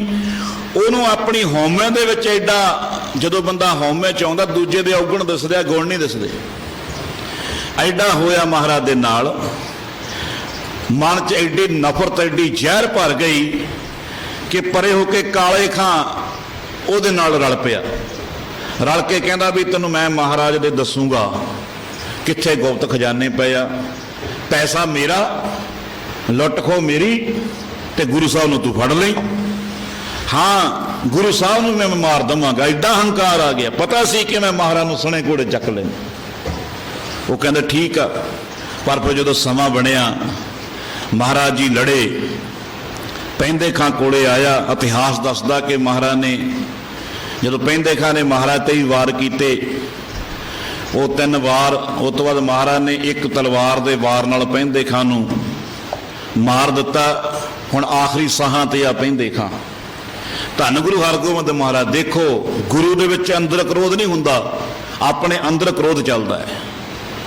गुरु दे नाम जपण वालियां दे मुख ते क्रोध हुंदा, बस हिरदे चों नाम तो बिना किसी चीज़ नूं जान दिंदा ही नहीं। जे नाम तो बिना कोई चीज़ अंदर चली गई, काम करो लोभ मोह हंकार, फिर नाम किते टिकू? वो अंदर नहीं जान दिंदे। उन्हां दे अंदर एक टिका, अंदर सहज है, उन्होंने अंदर शांति है, सबर है, सचज है, समीप है, पर कर्म अनुसार किसी नूं झिड़कना, किसी नूं कहना, ये उन्होंने मुख दे हुंदे आ। क्योंकि जेकर अंदर क्रोध होवे तां थोड़े चिर बाद शांत हो के उस इंसान नूं बुलाउंदे नहीं। आपां देख लो, जे किसी नाल लड़ पईए पहलां नहीं बुलावांगे, क्यों? अपने अंदर क्रोध बढ़ जाता। मैं बुलावां उहनूं, मैं नहीं बुलाना, उन्हें मैनू ऐ कहा, पर साधु नहीं, क्योंकि उन्होंने अंदर नहीं क्रोध बढ़ सकता। भाई गुरदास ने पूछया सी, महाराज तुसीं कहने हो कि सिख नूं भी क्रोध आउंदा है, मनमुख नूं भी आउंदा, फर्क की है? भाई साहब कहते पानी ते लकीर है सिख दा क्रोध, पानी ते लकीर। पानी अंदर लीक ज्यों तहदा थाव ना थे हो। दूजे पासा कहते जो पानी ते लकीर मारते हैं, वो लकीर नाल दी नाल मिटदी है, वह थां थों पता नहीं लगता कित्थे चली गई। मनमुख दा क्रोध है पत्थर ते लकीर। जिन्हों एक बार मन के विच क्रोध आ गया, उन्होंने सारी उम्र कही जाओ, फलाने समय आ गल गई सी, मैं मैं नहीं बुलाना ਇਹਨੂੰ, ਇਹਨੇ ਤਾਂ ਮੈਨੂੰ ਆਹ ਗੱਲ ਕਹੀ ਸੀ। मैं नहीं बुलाना, ਇਹਨੇ फलाने समय मेरे नाल आह कुछ कीता सी। मैं नहीं ਉਹਨੂੰ बुलाना, ਉਹਨੇ ਤਾਂ ਮੈਨੂੰ फलाने समय मेरी ਇੰਨੀ ਉਹਨੇ निंदिया करी सी। पर साधु नहीं, वो कहता जो जी आवे सही बंदा। ये भी उन्हां च एक गुरु दे चरनां दा ताण हुंदा। हंकार ते ताण च थोड़ा जिहा अंतर है। ये भी हुंदा कि ये नहीं है बई वो जिन्ना चिर कोई नीवा होके नहीं आउंदा उन्ना चिर साधु भी प्यार नहीं करता। कोई भी देख लो तुसीं, जदों कोई निमरता ना आवेगा ना फिर सत्कार प्यार होवेगा। ये नहीं है, क्योंकि वो गुरु के चरणों का उन्होंने ताण होंदा कि मेरा, क्योंकि वो एको ही आसरा रखते आ सगल घटाका अंतरजामी। हुण देखो गुरु का क्रोध, बड़े क्रोध नाल देखो, जे किसी आपां वार करदे आ, किसी नूं मारदे आ, शांतियां तो कोई बंदा मरदा नहीं। जां कह लो कोई किसी फौजी ने शांति नाल गोली चला के बंदा मारिया होवे। वीर रस विच आके क्रोध विच आके ही बंदा मारिया जाता ना। फिर पैंदे खां नूं जदों महाराज ने वड्ढिया दो फाड़ करता सी, इतिहास दसदा भी इन्ने जोर दी महाराज ने खंडा मारिया सी। हुण पैंदे खां दे आखिरी सवास चलदे आ। देखो गुरु दयालता गुरु दी, गुरु क्रोधी नहीं है। जे क्रोधी हुंदा छड्ड के तुर जांदा भी पईया लाश पई रहण दे, उही आ बंदा जिहने मैनूं आ कुछ कहा सी, ये बंदा उही आ जिहड़ा मेरे बैरी नाल रल के मेरे ते वार करन आया सी। पर नहीं, सतगुरु गए पैंदे खां नूं अपने पट ते पा लिया। जदों पट ते पैंदे खां नूं पाया, आपदे रुमाल दे नाल हजूर उहदे मुख नूं साफ कर रहा, जिवें मां अपने बच्चे दा मूँह साफ करदी है। महाराजिया ने ढाल कर ली, कोई धुप आउंदी सी पैंदे खां ते, हजूर ने ढाल कर ली। कहंदे पुत्त छां करदा तैनूं भी धुप आउंदे, हुण दस तैनूं की दवां। कहंदा जी बस गुनाह बख्श दो। पता लग गया पैंदे खां नूं कि हाँ आखिरी सवासां ते मैं गलती कर बैठा, गुरु ने पंगा ले लिया। महाराज जी कहंदे दस पुत्त की दईए तैनूं। ये तो विधि का विधान सी, जो मैं इत्थे कौतुक करन आया सी, जो लिखिया सी कि तेनों मैं मारना मां, वो हुण समा पूरा हो गया। हुण दस भी तेरा जन्म मरण कट के तैनूं की दिता जावे। कहंदा जी मेरे गुनाह बख्शे जाण, बस गुनाह बख्शे जाण। जदों गुनाह बख्शे जांदे आ तां उदों फिर सिख नूं गुरु आपदे च अभेद कर लैंदा है। सतगुरु जी कहंदे वो तां मैं उदों ही बख्शते सी जदों तैनूं मारिया सी। मैं तो एक मां, वो मां ही केड़ी जिहड़ी अपने बच्चे दे अवगुण याद रखेगी। गुनाह तां तेरे बख्शदे, तेरा जन्म मरण भी कटिया गया। ये आ गुरु, इहनूं कहंदे आ गुरु। ये वो है जिहड़ा अवगुण नहीं याद रखदा। ये वो है जिहड़ा सरन आया नूं कंठ नाल लाउंदा है, देखदा नहीं बंदे दे अवगुण की है, की कीता है। उस बड़े ਜਿਹੜੇ ਦਰਗਾਹੀ ਪੁਰਖ ਹੁੰਦੇ ਆ, ਉਹਨਾਂ ਦਾ ਕਿਤੇ ਦਰਸ਼ਨ ਹੋ ਜਾਣਾ। ਇਹੋ ਜਿਹੇ ਪੁਰਖਾਂ ਦੇ ਹੁਣ ਵੀ ਹਨ ਰਹਿਣਾ। ਉਹਨਾਂ ਨੇ ਹੈਨ ਵਿਰਲੇ ਨਾ ਹੀ ਘਣੇ, ਇੱਥੇ ਇਹ ਨਹੀਂ ਆਖਿਆ ਵੀ ਰਹਿ ਗਏ। ਉਹ ਕਹਿੰਦੇ ਹੈਨ, ਹੈਨ ਆ ਨਾ ਜਿਹੜਾ ਵਰਤਮਾਨ ਵਚਨ ਹੈ, ਉਹ ਅੱਜ ਵੀ ਲੱਗੇਗਾ। ਇਹ ਅੱਜ ਤੋਂ 100 ਸਾਲ ਬਾਅਦ ਵੀ ਲਾਗੂ ਹੋਵੇਗਾ। ਜਿਹੜਾ ਹੈਨ ਵਚਨ ਹੈ, ਉੱਥੇ ਨਹੀਂ ਆ ਗਿਆ ਵੀ ਸੀਗੇ ਬਿਰਲੇ, ਵੀ ਪਹਿਲਾਂ ਸੀਗੇ। पर वो कहते नहीं है न हुण भी है। नौवें पातशाह भी कहते हैं नाम रहे साधु रहे। उत्थे नहीं कहा भी साधु रह गए पहला। कई कहते जी गुरु ग्रंथ साहिब भी संत है। अज के समय जे कोई पुछो, जे मैनू पुछो तो मेरे वास्ते धन धन श्री हजूर बाबा जी सियाड़ वाले ब्रह्म ज्ञानी अवस्था के मालक सी। हुण कई कहणगे जी तू ब्रह्म ज्ञानी आ, तू दसदा सवाले करदे ना। नहीं, सानू साडी गुरबाणी दसदी है। असीं गुरबाणी दी कसौटी ते परखिया। गुरबाणी दी कसौटी कहंदी आ मन साचा मुख साचा सोए, अवर ना पेखे एकस बिन कोए, नानक एह लक्षण ब्रह्म ज्ञानी होए। जिहड़ा समय अते स्थिति नूं देख के अपने विचार बदलदा, महाराज जी कहंदे ओ इंसान कहाउण दे काबिल भी नहीं। बचन करे जो खिसक जावे सोई नर कच्चा। जिहड़ा समा देख के और स्थिति देख के अपने गल्लां नूं बदली जा रहा, वो संत तां की, वो तां आम बंदा कहाउण दे हकदार भी नहीं। संत ब्रह्म ज्ञानी कौन आ? जिहदे अंदर भी सच्चा, जिहदे मूँह ते भी सच्चा, जिहड़ा बोलदा भी सच्चा, जिहड़ा एक रब तो बिना किसी नूं देखदा नहीं। हुण इत्थे सवाल यह है, कई कहंदे जी तां निर्गुण परमेश्वर नूं कहा, मैं उन्होंने पुछदा बई अखां किहदे लगियां हुंदियां ने। देखिया अखां नाल जांदा ना, अवर ना पेखा, पेखे तो भाव देखना, अखां तो शरीर नूं लगियां ने, शरीर नाल ही देखा जांदा। एक सविन कोई जिहदे मन, मन कित्थे है? मन शरीर च है। मन ये तो है नहीं भी दरख्त ते लग्या होया जां हवा चुटदा फिरदा है। शरीर दे विच महाराज ने मन फिट कीता। जिहदा मन भी सच्चा, जिहड़ी गल कहती वो कहती, जिहदा मूँह भी सच्चा, और जिहड़ा एक तो बिना किसी नूं देखदा नहीं, इहनूं ब्रह्म ज्ञानी आख्या जांदा है। ये सारे गुण निरंकार रूपी बाबा जी दे विच देखे है, उन्हां दे विच ये सारे गुण पाए जांदे सी, इसे लई ब्रह्म ज्ञानी। हुण कई कह दिंदे आ जी संत तां गुरु ग्रंथ साहिब होया। उन्होंने पुछीदा पे तुसीं गुरु ग्रंथ साहिब नूं की मानदे आ? जी जागदी जोत है। बिल्कुल सच है, जागदी जोत आ। फिर कहते जी ये तो रहन वाला, इन्हें कदे नहीं मरना। बिल्कुल सच है, गुरु ग्रंथ साहिब रहन वाला, इन्हें कदे नहीं मरना। फिर मैनूं इउं दसो, फिर कबीर साहब ने कहते कि हा कबीर संत मोए क्या रोईए जो अपने ग्रह जाए। वो किहड़े संत नूं कहा? गुरु ग्रंथ साहिब दा संत सदा सदीवी आ ना। ये तो आद सच, जुगाद सच, है भी सच, नानक होसी भी सच। ये तो ज्ञान रहना ही रहना। संसार का विनाश हो जू पर ज्ञान का विनाश नहीं होना। ये तो सच है भी जुगो जुग अटल आप कहने गुरु ग्रंथ साहिब महाराज। फिर वो कौन मरदा भी जिन्हों कहा कबीर संत मोए क्या रोईए जो अपने ग्रह जाए। रोवो साकत वापरे जो हाटे हाट बकाए। कहते फिर ओनू रोवो साकत नूं, मनमुख नूं। जदों कोई मनमुख मरदा ना, रोवो उच्ची उच्ची। क्यों रोवो? क्योंकि उन्हें सारा जीवन खराब करके चलिया गया। उन्होंने रोना चाहिए। एक साधु जो सचखंड जाता क्यों रोना? कहते उन्होंने रोना नहीं चाहिए क्योंकि वह तो अपने ग्रह च जाता। वो तो जिथों धन धन श्री हजूर बाबा ईसर सिंह जी नानकसर वाले वचन करया करते सी बई मेरा बिस्तरा बन्निया पिया गोल है, जदों बाबा जी ने सारा करता मैं तो तैयार बैठा जान नूं। मौत डरावनी किन्हां नूं आ? जिन्हां ने जीवन नूं सच करके मन्निया, जिन्हां ने गुरु नूं सच करके मन्निया, उन्हां लई मौत सुखदायक। वो तो लभदे आ कदों मौत आवे कदों जाइए, दुबारे जन्म मिलू कित्थे जा राह शरीर कित्थे फेर दुबारे वधिया शरीर मिलना। वो तो तैयार बैठे है। रौला किनू आ? जिन्हां ने शरीर नूं सच मान लिया, जिन्हां ने इस जीवन नूं सच मान लिया। पर यह अवस्था एवें नहीं बनती। ये अवस्था देखो पत्थर ही आहो, जीते फुल भी चढ़ते आ, जिहदे मूहरे धूख भी दिखाई जाती है, जिन्हों भगवान करके पूजिया जाता है। तो पत्थर ही कि नहीं है? पर वो पत्थर नूं पुछो भगवान किवें बनिया?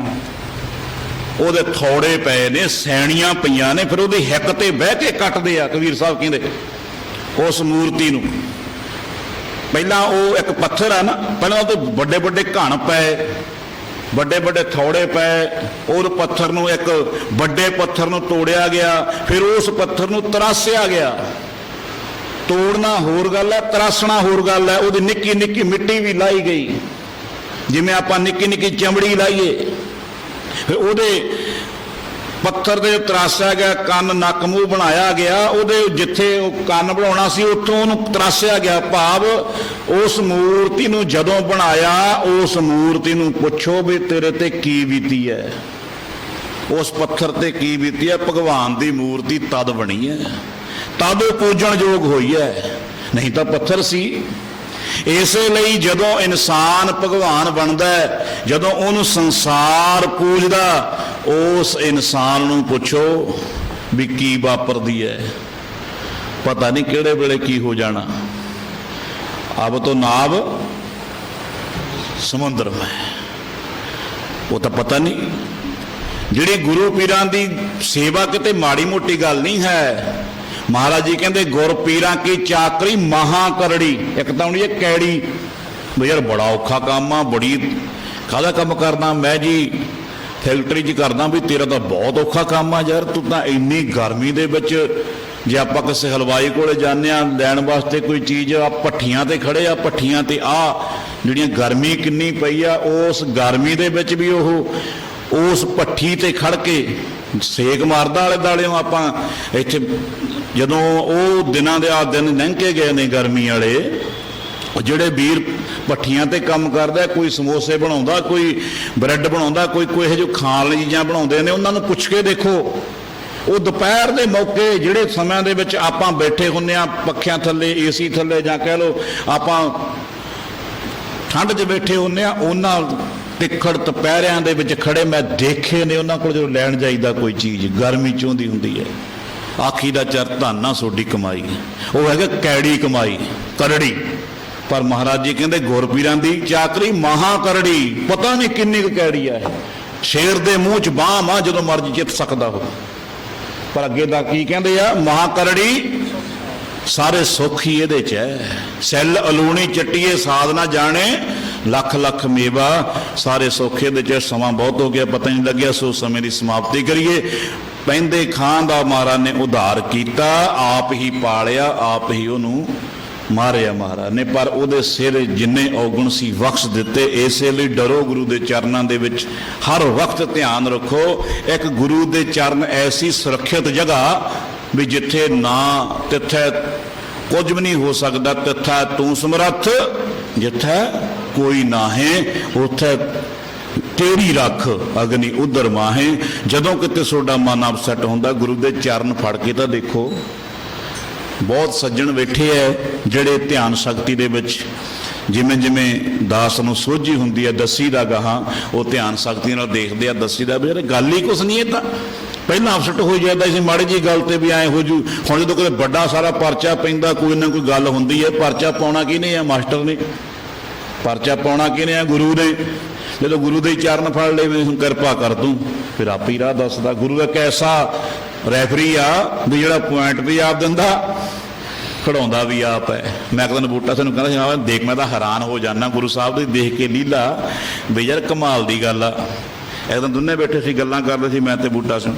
ਮੈਂ ਵੀ ਗੱਲ ਇਉਂ ਆ ਵੀ ਯਾਰ ਰੈਫਰੀ ਏਡਾ ਤਕੜਾ ਉਹ ਗੁਰੂ, ਬਈ ਸੀਟੀ ਵੀ ਹੱਥ 'ਚ ਰੱਖਦਾ, ਉਹ ਦੇਖਦਾ ਬਈ ਚਲੋ ਭਾਈ ਹੈਂ ਨਿਹੱਥੇ ਪੰਜ ਜਵਾਨ ਮੈਂ ਗੁਰਥਾਪੀ ਦਿੱਤੀ ਕੰਢ ਜੀ। ਆਪ ਹੀ ਸਰੀਰ 'ਚ ਪੰਜ ਵੈਰ ਪਾਤੇ, ਕਾਮ ਕ੍ਰੋਧ ਲੋਭ ਮੋਹ ਹੰਕਾਰ। ਆਪ ਆ ਕੇ ਨਾ ਬਾਹਰ ਫਿਰ ਗੁਰੂ ਬਣ ਕੇ ਉਹਨੂੰ ਦੱਸਦਾ ਵੀ ਇਹਨੂੰ ਐਂ ਮਾਰਨਾ, ਵੀ ਤੂੰ ਪਾਈ ਕਾਹਤੇ ਆ ਪਤੰਦਰਾ, ਪਹਿਲਾਂ ਪਾਏ ਹੁਣ ਤੂੰ ਮਰਵਾਉਣਾ, ਸਾਡੇ ਨਾਲ ਹੀ ਕੋਈ ਵੈਰ। ਕਾਰਨ ਕੀ? ਪਹਿਲਾਂ ਪਾਉਂਦਾ ਵੀ ਆਪ ਹੈ, ਪਾਉਂਦਾ ਵੀ ਸਰੀਰ 'ਚ ਆਪ ਹੈ, ਫਿਰ ਗੁਰੂ ਬਣ ਕੇ ਦੱਸਦਾ ਵੀ ਹੈ ਵੀ ਇਹਨੂੰ ਐਂ ਮਾਰਨਾ, ਇਹਨੂੰ ਸ਼ਬਦ ਨਾ ਮਾਰਨਾ, ਇਹਨੂੰ ਧਿਆਨ ਨਾ ਮਾਰਨਾ, ਇਹਨੂੰ ਸੰਜਮ ਨਾ ਮਾਰਨਾ, ਇਹਨੂੰ ਸਮੀਪ ਨਾ ਮਾਰਨਾ, ਆਹ ਗੁਣ ਨੂੰ ਐਂ ਕਰਨਾ, ਫਿਰ ਦੱਸਦਾ ਵੀ ਹੈ। ਫਿਰ ਕਈ ਵਾਰ ਇਕੱਲੇ ਬੈਠੇ ਹੱਸੀ ਜਾਇਦਾ ਵੀ ਤੇਰੀਆਂ ਲੀਲਾ ਤੂੰ ਹੀ ਜਾਣਦਾ। ਉਹ ਲਿਖਿਆ ਨਹੀਂ ਚੰਡੀ ਦੀ ਵਾਰ 'ਚ 10ਵੇਂ ਪਾਤਸ਼ਾਹ ਨੇ, ਚੰਡੀ ਦੀ ਵਾਰ 'ਚ 10ਵੇਂ ਪਾਤਸ਼ਾਹ ਲਿਖਦੇ ਆ, ਕਹਿੰਦੇ ਪ੍ਰਥਮੇ ਖੰਡਾ ਸਾਜ ਕੇ ਜਿਨ ਸਭ ਸੰਸਾਰ ਉਪਾਇਆ, ਬ੍ਰਹਮਾ ਵਿਸ਼ਨ ਮਹੇਸ਼ ਸਾਜ, ਕੁਦਰਤੀ ਦਾ ਖੇਡ ਰਚਾਏ ਬਣਾਇਆ। ਗੁਰੂ ਗੋਬਿੰਦ ਸਿੰਘ ਜੀ ਕਹਿੰਦੇ ਹੇ ਪਰਮੇਸ਼ਰ ਤੇਰੀ ਮੈਂ ਲੀਲਾ ਅਪਰਪਾਰ ਹੈ। ਕਹਿੰਦੇ ਤੂੰ ਪਹਿਲਾਂ ਸ੍ਰਿਸ਼ਟੀ ਸਾਜੀ, ਫਿਰ ਬ੍ਰਹਮਾ ਵਿਸ਼ਨੂੰ ਮਹੇਸ਼ ਸਾਜ ਤੇ, ਫਿਰ ਕਹਿੰਦੇ ਕੁਦਰਤ ਦਾ ਖੇਡ ਰਚਾਏ ਬਣਾਇਆ, ਸਿੰਧ ਪਰਬਤ ਮੇਦਨੀ ਬਿਨ ਥੰਮਾ ਗਗਨ ਰਖਾਇਆ। ਕਹਿੰਦੇ ਸਾਰਾ ਕੁਝ ਸਾਜ ਕੇ ਬਿਨਾਂ ਥੰਮਣਾ ਤੋਂ ਖੜਾ ਵਾ ਆਸਮਾਨ, ਕੋਈ ਹੈ ਇਹਨੂੰ ਸਪੋਰਟ ਲੱਗੀ ਹੋਈ। ਫਿਰ ਕਹਿੰਦੇ ਸਿਰਜੇ ਦਾਨੋ ਦੇਵਤੇ, ਤਿੰਨ ਅੰਦਰਵਾਦ ਰਚਾਇਆ। ਕਹਿੰਦੇ ਫਿਰ ਤਾਂ ਦੈਂਤ ਪੈਦਾ ਕਰਤੇ, ਉਹਨਾਂ ਅੰਦਰ ਬੈਰ ਬੋਧ ਦੇਵਤਿਆਂ ਅੰਦਰ ਚੱਲ ਗਿਆ। ਫਿਰ ਕਹਿੰਦੇ ਤੈਂ ਹੀ ਦੁਰਗਾ ਸਾਜ ਕੇ, ਗੁਰੂ ਗੋਬਿੰਦ ਸਿੰਘ ਜੀ ਕਹਿੰਦੇ ਮੈਂ ਹੈਰਾਨ ਆ ਅਕਾਲ ਪੁਰਖ ਵਾਹਿਗੁਰੂ, ਤੈਂ ਹੀ ਦੁਰਗਾ ਸਾਜ ਕੇ ਦੈਂਤਾਂ ਦਾ ਨਾਸ਼ ਕਰਾਇਆ। ਚੰਡੀ ਦੀ ਵਾਰ 'ਚ ਮਹਾਰਾਜ ਕਹਿੰਦੇ ਆ, ਕਹਿੰਦੇ ਤੂੰ ਫਿਰ ਦੁਰਗਾ ਸਾਜਤੀ, ਦੁਰਗਾ ਸਾਜ ਕੇ ਦੈਂਤਾਂ ਦਾ ਨਾਸ਼ ਕੀਤਾ। ਕਹਿੰਦੇ ਜੇ ਦੁਰਗਾ ਨੂੰ ਹੰਕਾਰ ਹੋਇਆ, ਫਿਰ ਉਹਨੂੰ ਮਾਰਨ ਵਾਸਤੇ ਵੀ ਤੈਂ ਸਾਜੇ। ਆਪੇ ਜਦੋਂ ਕਹਿੰਦੇ ਅਭਿਮਾਨ ਉਤਾਰਨ ਦੇਵਤਿਆਂ ਮੈਂ ਖਾਸੁਰ, ਕਹਿੰਦੇ ਫਿਰ ਜਦੋਂ ਉਹਨਾਂ 'ਚ ਹੰਕਾਰ ਆਇਆ, ਦੇਵਤਿਆਂ 'ਚ ਹੰਕਾਰ ਆ ਗਿਆ, ਦੇਵੀ 'ਚ ਹੰਕਾਰ ਆ ਗਿਆ, ਕਹਿੰਦੇ ਉਹਨਾਂ ਨੂੰ ਮਾਰਨ ਵਾਸਤੇ ਤਾਂ ਦੈਂਤ ਪੈਦਾ ਕਰਤੇ। ਕਹਿੰਦੇ ਫਿਰ ਕੀ ਹੋਇਆ? ਕਹਿੰਦੇ ਫਿਰ ਇਹੋ ਜਿਹਾ ਸਮਾਂ ਤੈ ਲੈ ਆਂਦਾ, ਕਹਿੰਦੇ ਸਾਧੂ ਸਤਜੁਗ ਬੀਤਿਆ, ਅੱਧ ਸ੍ਰੀ ਤ੍ਰੇਤਾ ਆਇਆ, ਨੱਚੀ ਕੱਲ ਸਰੋਸਰੀ, ਕੱਲ ਨਾਰਦ ਡੌਰੂ ਆਇਆ। ਕਹਿੰਦੇ ਫਿਰ ਉਹ ਸੀਰ ਧਰਮ ਵਿੱਚ ਵੀ ਜ਼ਿੰਦਗੀ ਗੁਜ਼ਾਰਤੀ। ਕਹਿਣ ਦਾ ਭਾਵ ਕੀ ਹੈ, ਖੇਲ ਆ ਉਹਦਾ ਬਈ ਉਹ ਆਪ ਹੀ ਵਿੱਚ ਸਾਜਦਾ, ਆਪ ਹੀ ਰੱਖਦਾ। ਮਹਾਰਾਜ ਕਹਿੰਦੇ ਨਿਹੱਥੇ ਪੰਜ ਜਵਾਨ ਮੈਂ ਗੁਰ ਥਾਪੀ ਦਿੱਤੀ ਕੰਡ ਜੀਓ। ਕਦੇ ਤਾਂ ਦੇਵਤਿਆਂ ਨੂੰ ਪਾਵਰ ਦੇ ਦਿੰਦਾ ਵਾਹਿਗੁਰੂ, ਕਦੇ ਦੈਂਤਾਂ ਨੂੰ ਪਾਵਰ ਦੇ ਦਿੰਦਾ। ਆਪ ਬੈਠਾ ਹੱਸੀ ਜਾਂਦਾ, ਬੈਠੇ ਵੇਖੇ ਵੱਖ ਅਕੇਲਾ ਬੈਠਾ, ਉਹ ਰੈਫਰੀ ਆ ਨਾ, ਉਹ ਹੱਸੀ ਜਾਂਦਾ। ਕਦੇ ਤਾਂ ਦੇਵਤਿਆਂ ਨੂੰ ਪਾਵਰ ਦੇ ਦਿੰਦਾ, ਜੋ ਦੇਵਤਿਆਂ ਨੂੰ ਪਾਵਰ ਦੇ ਦਿੰਦਾ ਫਿਰ ਜਿਹੜੇ ਸਤੋਗੁਣ ਵਾਲੇ ਇਨਸਾਨ ਆ ਉਹਨਾਂ ਦੀ ਚੜ੍ਹਾਈ ਹੋ ਜਾਂਦੀ ਹੈ, ਸਾਧੂ ਮਹਾਂਪੁਰਖਾਂ ਦੀ ਚੜ੍ਹਾਈ ਹੋ ਜਾਂਦੀ ਹੈ, ਲੋਕ ਮੰਨਣ ਲੱਗ ਜਾਂਦੇ ਆ, ਲੋਕ ਉਹਨਾਂ ਦਾ ਸਤਿਕਾਰ ਕਰਨ ਲੱਗ ਜਾਂਦੇ ਆ। ਕਦੇ ਫਿਰ ਦੈਂਤਾਂ ਨੂੰ ਪਾਵਰ ਦੇ ਦਿੰਦਾ। ਜਦੋਂ ਫਿਰ ਦੈਂਤਾਂ ਨੂੰ ਪਾਵਰ ਦੇ ਦਿੰਦਾ, ਫਿਰ ਜਿਹੜੇ ਸਾਧੂ ਸੰਤ ਉਹ ਵਿਚਾਰੇ ਡਰਦੇ ਬੈਠੇ ਰਹਿੰਦੇ ਆ, ਉਹਨਾਂ ਨੂੰ ਕੋਈ ਮੰਨਦਾ ਨਹੀਂ, ਕੋਈ ਪੂਜਦਾ ਨਹੀਂ, ਕੋਈ ਬੁਲਾਉਂਦਾ ਨਹੀਂ, ਲੋਕ ਨਫ਼ਰਤ ਕਰਨ ਲੱਗ ਜਾਂਦੇ ਆ। ਉਦੋਂ ਫਿਰ ਉਹਦੀ ਜਿਹੜੀ ਪਾਵਰ ਚੱਲੀ ਹੁੰਦੀ ਆ ਦੈਂਤਾਂ ਵੱਲ ਚੱਲੀ ਹੁੰਦੀ ਹੈ। ਜਦੋਂ ਉਹਦੀ ਪਾਵਰ ਦੇਖਦਾ, ਫਿਰ ਦੇਖਦਾ ਵੀ ਯਾਰ ਹੁਣ ਦੈਂਤਾਂ 'ਚ ਹੰਕਾਰ ਜਿਹਾ ਆ ਗਿਆ, ਫਿਰ ਉਹ ਫਿਰ ਇੱਧਰ ਨੂੰ ਪਾਵਰ ਛੱਡ ਦਿੰਦਾ। ਇਹ ਉਹਦਾ ਖੇਲ ਹੈ, ਉਹ ਆਪੇ ਹੀ ਖੇਲ ਦਾ ਖਿਲਾਰੀ ਵੀ ਆਪ ਹੈ। ਕਮਾਲ ਦੀ ਗੱਲ ਇਹ ਹੈ, ਕਰਤਾ ਵੀ ਆਪ ਹੈ ਤੇ ਕਿਰਤ ਵੀ ਆਪ ਹੈ। ਭਾਵ ਖੇਡਦਾ ਵੀ ਆਪ ਹੈ ਤੇ ਮੈਦਾਨ ਵੀ ਆਪ ਹੈ। ਉਹਦੀ ਲੀਲਾ ਕੋਈ ਸਮਝ ਨਹੀਂ ਸਕਦਾ। ਤਾਂ ਹੀ ਤਾਂ ਆਖਿਆ ਗਿਆ ਹੈ, ਬਹੁਤਾ ਕਹੀਏ ਬਹੁਤਾ ਹੋਏ। ਜਿੰਨੀ ਸਿਫਤ ਕਰੀ ਜਾਵਾਂਗੇ ਉਹਨਾਂ ਉਹਦੇ ਗੁਣਾਂ ਨੂੰ ਆਪਾਂ ਵਰਣਨ ਕਰੀ ਜਾਵਾਂਗੇ। ਇਸੇ ਲਈ ਗੁਰੂ ਤੇ ਨਿਰੰਕਾਰ ਵਿੱਚ ਕੋਈ ਫਰਕ ਨਹੀਂ ਹੈ। ਮਹਾਰਾਜ ਜੀ ਕਹਿੰਦੇ ਗੁਰ ਪਰਮੇਸ਼ਰ ਪੂਜੀਏ, ਮਨ ਤਨ ਲਾਏ ਪਿਆਰ। ਜੇ ਗੁਰੂ ਦੀ ਪੂਜਾ ਕਰਨੀ ਆ ਨਾ ਤੇ ਮਨ ਤਨ ਦਾ ਪਿਆਰ ਕਰ। ਫਿਰ ਜਦੋਂ ਗੁਰੂ ਦੀ ਪੂਜਾ ਕਰੇਗਾ ਤੇਰੀ ਥਾਂ ਪਵੇਗੀ। ਨਹੀਂ ਤਾਂ ਮਹਾਰਾਜ ਜੀ ਕਦੇ ਗੱਲਾਂ ਕਰੇ ਘਨੇਰੀਆਂ ਖਸਮ ਨਾ ਪਾਏ ਸਾਧ। ਕਹਿੰਦੇ ਗੱਲਾਂ ਬਹੁਤ ਕਰ ਲੇਗਾ ਤੂੰ, ਪਰ ਤੇਰੇ ਖਸਮ ਨਾਲ ਤੈਨੂੰ ਉਹ ਨਿਰੰਕਾਰੀ ਸਰੂਪ ਸਰੂਰ ਨਹੀਂ ਮਿਲਣਾ ਜਿਹੜੇ ਸਰੂਰ ਲਈ ਤੂੰ ਤਰਸਦਾ ਹੈ। ਜਿਹਦੀ ਇੱਕ ਝਲਕ ਪਈ ਝਲਕ ਪਲਕ ਵਿੱਚ ਐਸੀ। ਭਾਈ ਸਾਹਿਬ ਭਾਈ ਕੇਹਰ ਸਿੰਘ ਜੀ ਹੈੱਡ ਹਜ਼ੂਰੀ ਰਾਗੀ ਨਾਨਕਸਰ ਵਾਲੇ ਧਿਆਨ ਵਿੱਚ ਕਵਿਤਾ ਪੜ੍ਹਿਆ ਕਰਦੇ ਸੀ। ਪਈ ਝਲਕ ਪਲਕ ਵਿੱਚ ਐਸੀ, ਝਰਨਾ ਟੰਜ ਸਲਾਈਆਂ, ਮਿਹਰ ਦੀ ਨਜ਼ਰ ਨਾਲ ਇਹ ਅੱਖੀਆਂ ਚਰਨਾਂ ਵੱਲ ਸੁਹਾਈਆਂ। ਉਹ ਝਲਕ ਆ ਜਿਹੜੀ, ਉਹ ਇੱਕ ਝਲਕ ਤੋਂ ਬਲਿਹਾਰ ਜਾਈਦਾ ਹੈ। ਉਹ ਬਾਹਲੀਆਂ ਨਹੀਂ ਮਿਲਦੀਆਂ, ਉਹ ਤਾਂ ਕਈ ਦਿਨਾਂ ਦੀ ਕਮਾਈ, ਕਈ ਮਹੀਨਿਆਂ ਦੀ ਕਮਾਈ, ਕਈ ਸਾਲਾਂ ਦੀ ਕਮਾਈ ਸਮੇਂ ਅਨੁਸਾਰ, ਤੁਹਾਡੇ ਕਰਮਾਂ ਅਨੁਸਾਰ। ਕਈਆਂ ਨੂੰ ਕਈ ਦਿਨਾਂ ਦੀ ਕਮਾਈ ਤੋਂ ਬਾਅਦ ਦਰਸ਼ਨ ਹੁੰਦੇ ਹੈ, ਕਈਆਂ ਦੀ ਕਈ ਸਾਲਾਂ ਦੀ ਕਮਾਈ ਤੋਂ ਬਾਅਦ ਦਰਸ਼ਨ ਹੁੰਦੇ ਆ, ਕਈਆਂ ਦੀ ਕਈ ਮਿੰਟਾਂ ਦੀ ਕਮਾਈ ਤੋਂ ਬਾਅਦ ਹੀ ਦਰਸ਼ਨ ਹੋਣੇ ਸ਼ੁਰੂ ਹੋ ਜਾਂਦੇ ਆ। ਇਹ ਤਾਂ ਉਹਦੀ ਰਜਾ। ਜਦੋਂ ਫਿਰ ਝਲਕ ਪੈਂਦੀ ਹੈ, ਜਦੋਂ ਫਿਰ ਦਰਸ਼ਨਾਂ ਦੀ ਖਿੱਚ ਪੈਂਦੀ ਹੈ, ਉਦੋਂ ਫਿਰ ਗੁਰੂ ਮਹਾਰਾਜ ਜੀ ਕਹਿੰਦੇ ਗੁਰੂ ਤੇ ਪਰਮੇਸ਼ਰ 'ਚ ਕੋਈ ਭੇਦ ਨਹੀਂ ਰਹਿੰਦਾ। ਬੰਦਾ ਦੇਖਦਾ ਹੈ ਜੋ ਗੁਰੂ ਸਾਹਿਬ 'ਚ ਲਿਖਿਆ ਹੋਇਆ ਉਹ ਪ੍ਰੈਕਟੀਕਲ ਜੀਵਨ 'ਚ ਹੁੰਦਾ ਹੈ। ਉਹ ਆਪਦੇ ਸਿੱਖਾਂ ਨੂੰ ਜਿਵੇਂ ਬਾਹਾਂ ਪਕੜ ਗੁਰ ਕਾਂਢਿਆ, ਬਾਹਾਂ ਪਕੜ ਗੁਰ ਕਾਂਢਿਆ, ਬਾਹ ਫੜ ਕੇ ਸਾਗਰ ਤੋਂ ਪਾਰ ਗੁਰੂ ਕਰਦਾ, ਉਹਨੂੰ ਦਿਖਾਉਂਦਾ ਵੀ ਆ, ਚਾਹੇ ਸੁਪਨੇ 'ਚ ਦਿਖਾ ਦੇਵੇ ਵੀ ਆ ਤੇਰਾ ਸਾਗਰ ਸੀ ਦੁੱਖਾਂ ਦਾ, ਆ ਤੇਰੇ ਆ ਦੁੱਖਾਂ ਦਾ ਸਾਗਰ ਸੀ, ਆ ਤੇਰਾ ਇਹ ਤੋਂ ਮੈਂ ਪਾਰ ਕਰ ਦਿੱਤਾ। ਗੁਰੂ ਨੂੰ ਐਡਾ ਸਮਰੱਥ ਹੈ। ਤਾਂ ਹੀ ਆਖਿਆ ਹੈ ਗੁਰ ਪਰਮੇਸ਼ਰ ਪੂਜੀਏ, ਮਨ ਤਨ ਲਾਏ ਪਿਆਰ। ਗੁਰੂ ਵਾਲਿਆਂ ਨੂੰ ਕੋਈ ਨਹੀਂ ਮਾਰ ਸਕਦਾ, ਮੰਦੇ ਹਾਲ ਨੇ ਗੁਰੂ ਤੋਂ ਭੁੱਲਿਆਂ ਦੇ। ਗੁਰੂ ਵਾਲਿਆਂ ਦੇ ਲੋਕੀ ਚਰਨ ਚੁੰਮਦੇ, ਮਾਨਣ ਸੁਖ ਸੇਜਾਂ ਨਾਲ ਹੁੱਲਿਆਂ ਦੇ। ਗੁਰੂ ਭੁੱਲਿਆਂ ਝੱਲੇ ਥਾਂ ਕੋਈ ਨਾ, ਦਿਨ ਰਾਤ ਸੜਦੇ ਵਾਂਗ ਚੁੱਲ੍ਹਿਆਂ ਦੇ। ਔਰ ਜਿਨ੍ਹਾਂ ਦੇ ਗੁਰੂ ਖੁਸ਼ ਹੋ ਜਾਵੇ, ਇਸੇ ਲਈ ਪਹਿਲੀ ਗੱਲ ਤਾਂ ਗੁਰੂ ਹੀ ਨਹੀਂ ਮਿਲਦਾ। ਪਹਿਲਾਂ ਤਾਂ ਇੱਧਰ ਨੂੰ ਧਿਆਨ ਹੀ ਨਹੀਂ ਜਾਂਦਾ। ਜਵਾਨੀ 'ਚ ਪੈਸਾ ਨਹੀਂ ਹੋਣਾ ਚਾਹੀਦਾ ਕੋਲੇ। ਜਵਾਨੀ 'ਚ ਪੈਸਾ ਬਰਬਾਦੀ ਕਰਦਾ, ਬੁਢਾਪੇ 'ਚ ਪੈਸਾ ਆਬਾਦੀ ਕਰਦਾ। ਬੁਢਾਪੇ 'ਚ ਪੈਸੇ ਦੀ ਲੋੜ ਹੈ।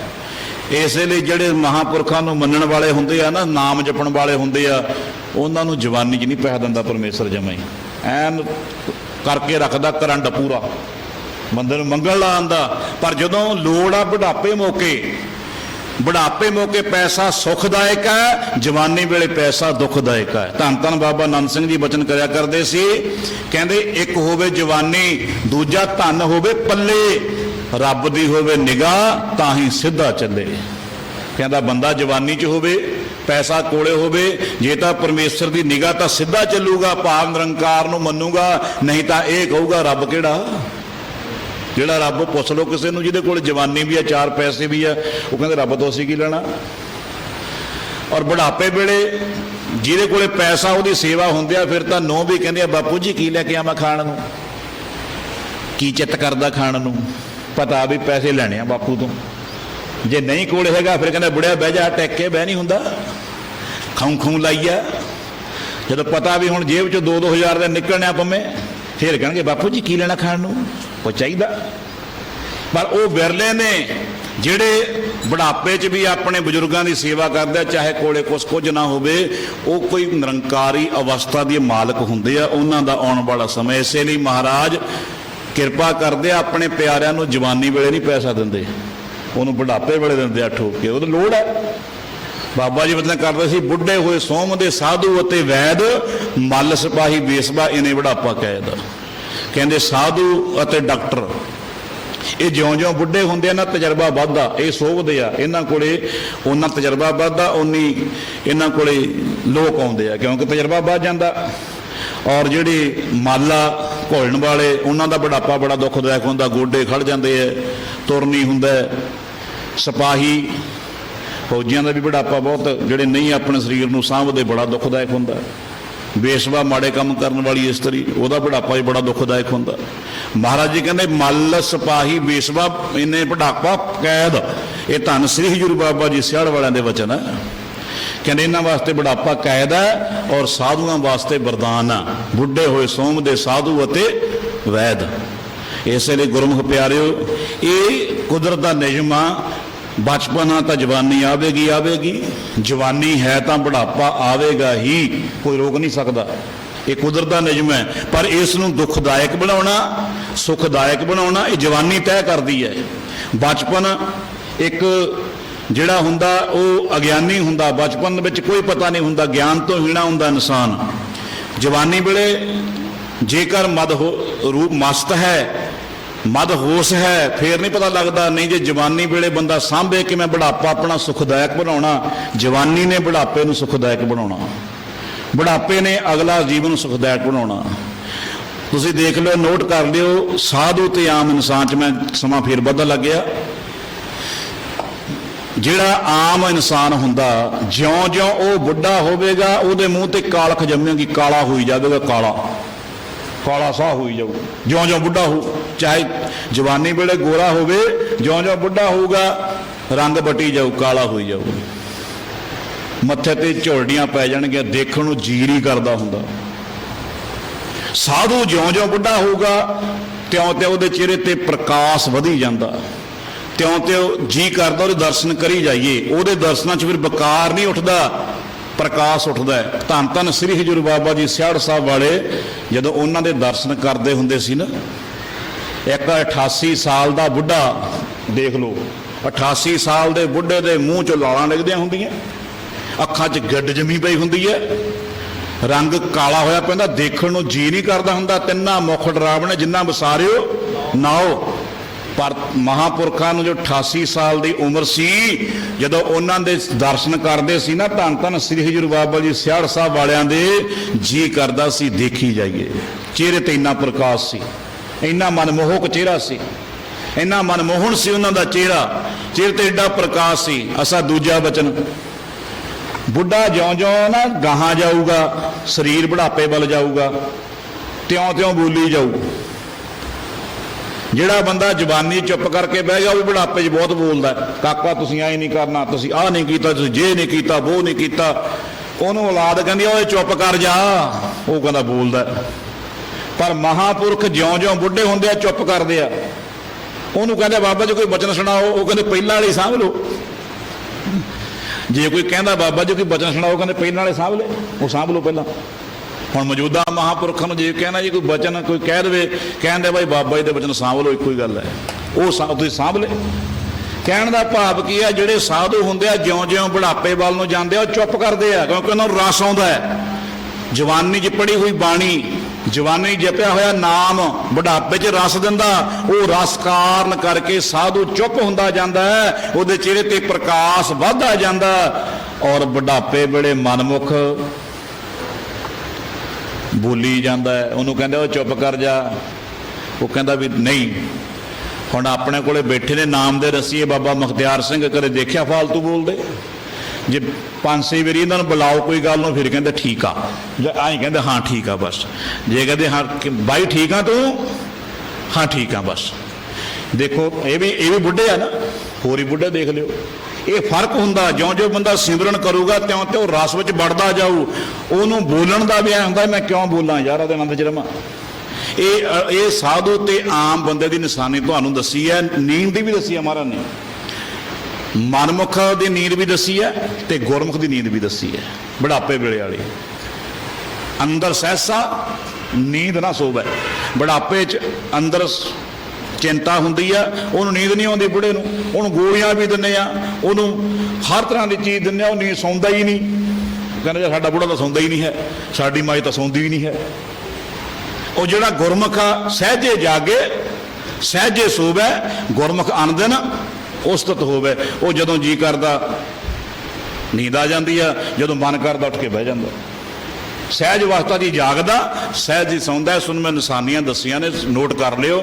ਜਿਹੜਾ ਬੁੜਾ ਗੁਰਮੁਖ ਆ ਉਹਦੀ ਨਿਸ਼ਾਨੀ ਵੀ ਦੱਸਤੀ, ਜਿਹੜਾ ਬੁੜਾ ਮਨਮੁਖ ਆ ਉਹਦੀ ਨਿਸ਼ਾਨੀ ਵੀ ਦੱਸਤੀ। ਮਨਮੁਖ ਬੁੜਾ ਬੋਲੀ ਜਾਊ, ਉਹਨੂੰ ਚੁੱਪ ਕਰਾਓ, ਉਹਨੇ ਉਹ ਹਟਣਾ ਹੀ ਨਹੀਂ ਬੋਲਣੋਂ, ਕਿਉਂਕਿ ਉਹਨੇ ਜਵਾਨੀ ਵੇਲੇ ਉਹ ਚੁੱਪ ਕਰਨ ਵਾਲੀ ਵਸਤੂ ਨਹੀਂ ਸਾਂਭੀ।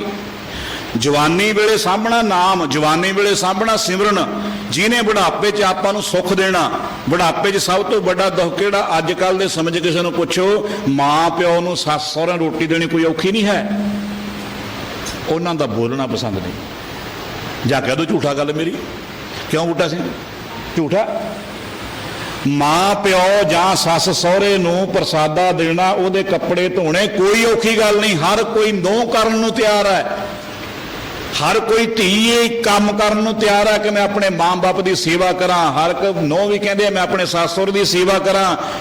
ਪ੍ਰੋਬਲਮ ਕਦੋਂ ਕ੍ਰੀਏਟ ਹੁੰਦੀ ਹੈ? ਜਦੋਂ ਸਹੁਰਾ ਬੋਲਣੋਂ ਨਹੀਂ ਹਟਦਾ, ਜਦੋਂ ਸੱਸ ਬੋਲਣੋਂ ਨਹੀਂ ਹਟਦੀ, ਉਦੋਂ ਫਿਰ ਕਹਿੰਦੀ ਹੈ ਕਿੱਥੇ ਯਾਰ ਲੱਦ ਲੱਗੀ, ਮੈਂ ਕਿਉਂ ਕਰਾਂ, ਮੈਨੂੰ ਕਰਦੀ ਨੂੰ ਵੀ ਕਹੀ ਜਾਂਦੀ ਹੈ। ਇਹ ਭਾਵ ਬੁਢਾਪੇ ਦੇ ਵਿੱਚ ਚੁੱਪ ਤੁਹਾਨੂੰ ਸੁੱਖ ਦੇਵੇਗੀ, ਔਰ ਬੁਢਾਪੇ 'ਚ ਬੋਲਿਆ ਤੁਹਾਨੂੰ ਦੁੱਖ ਦੇਵੇਗਾ।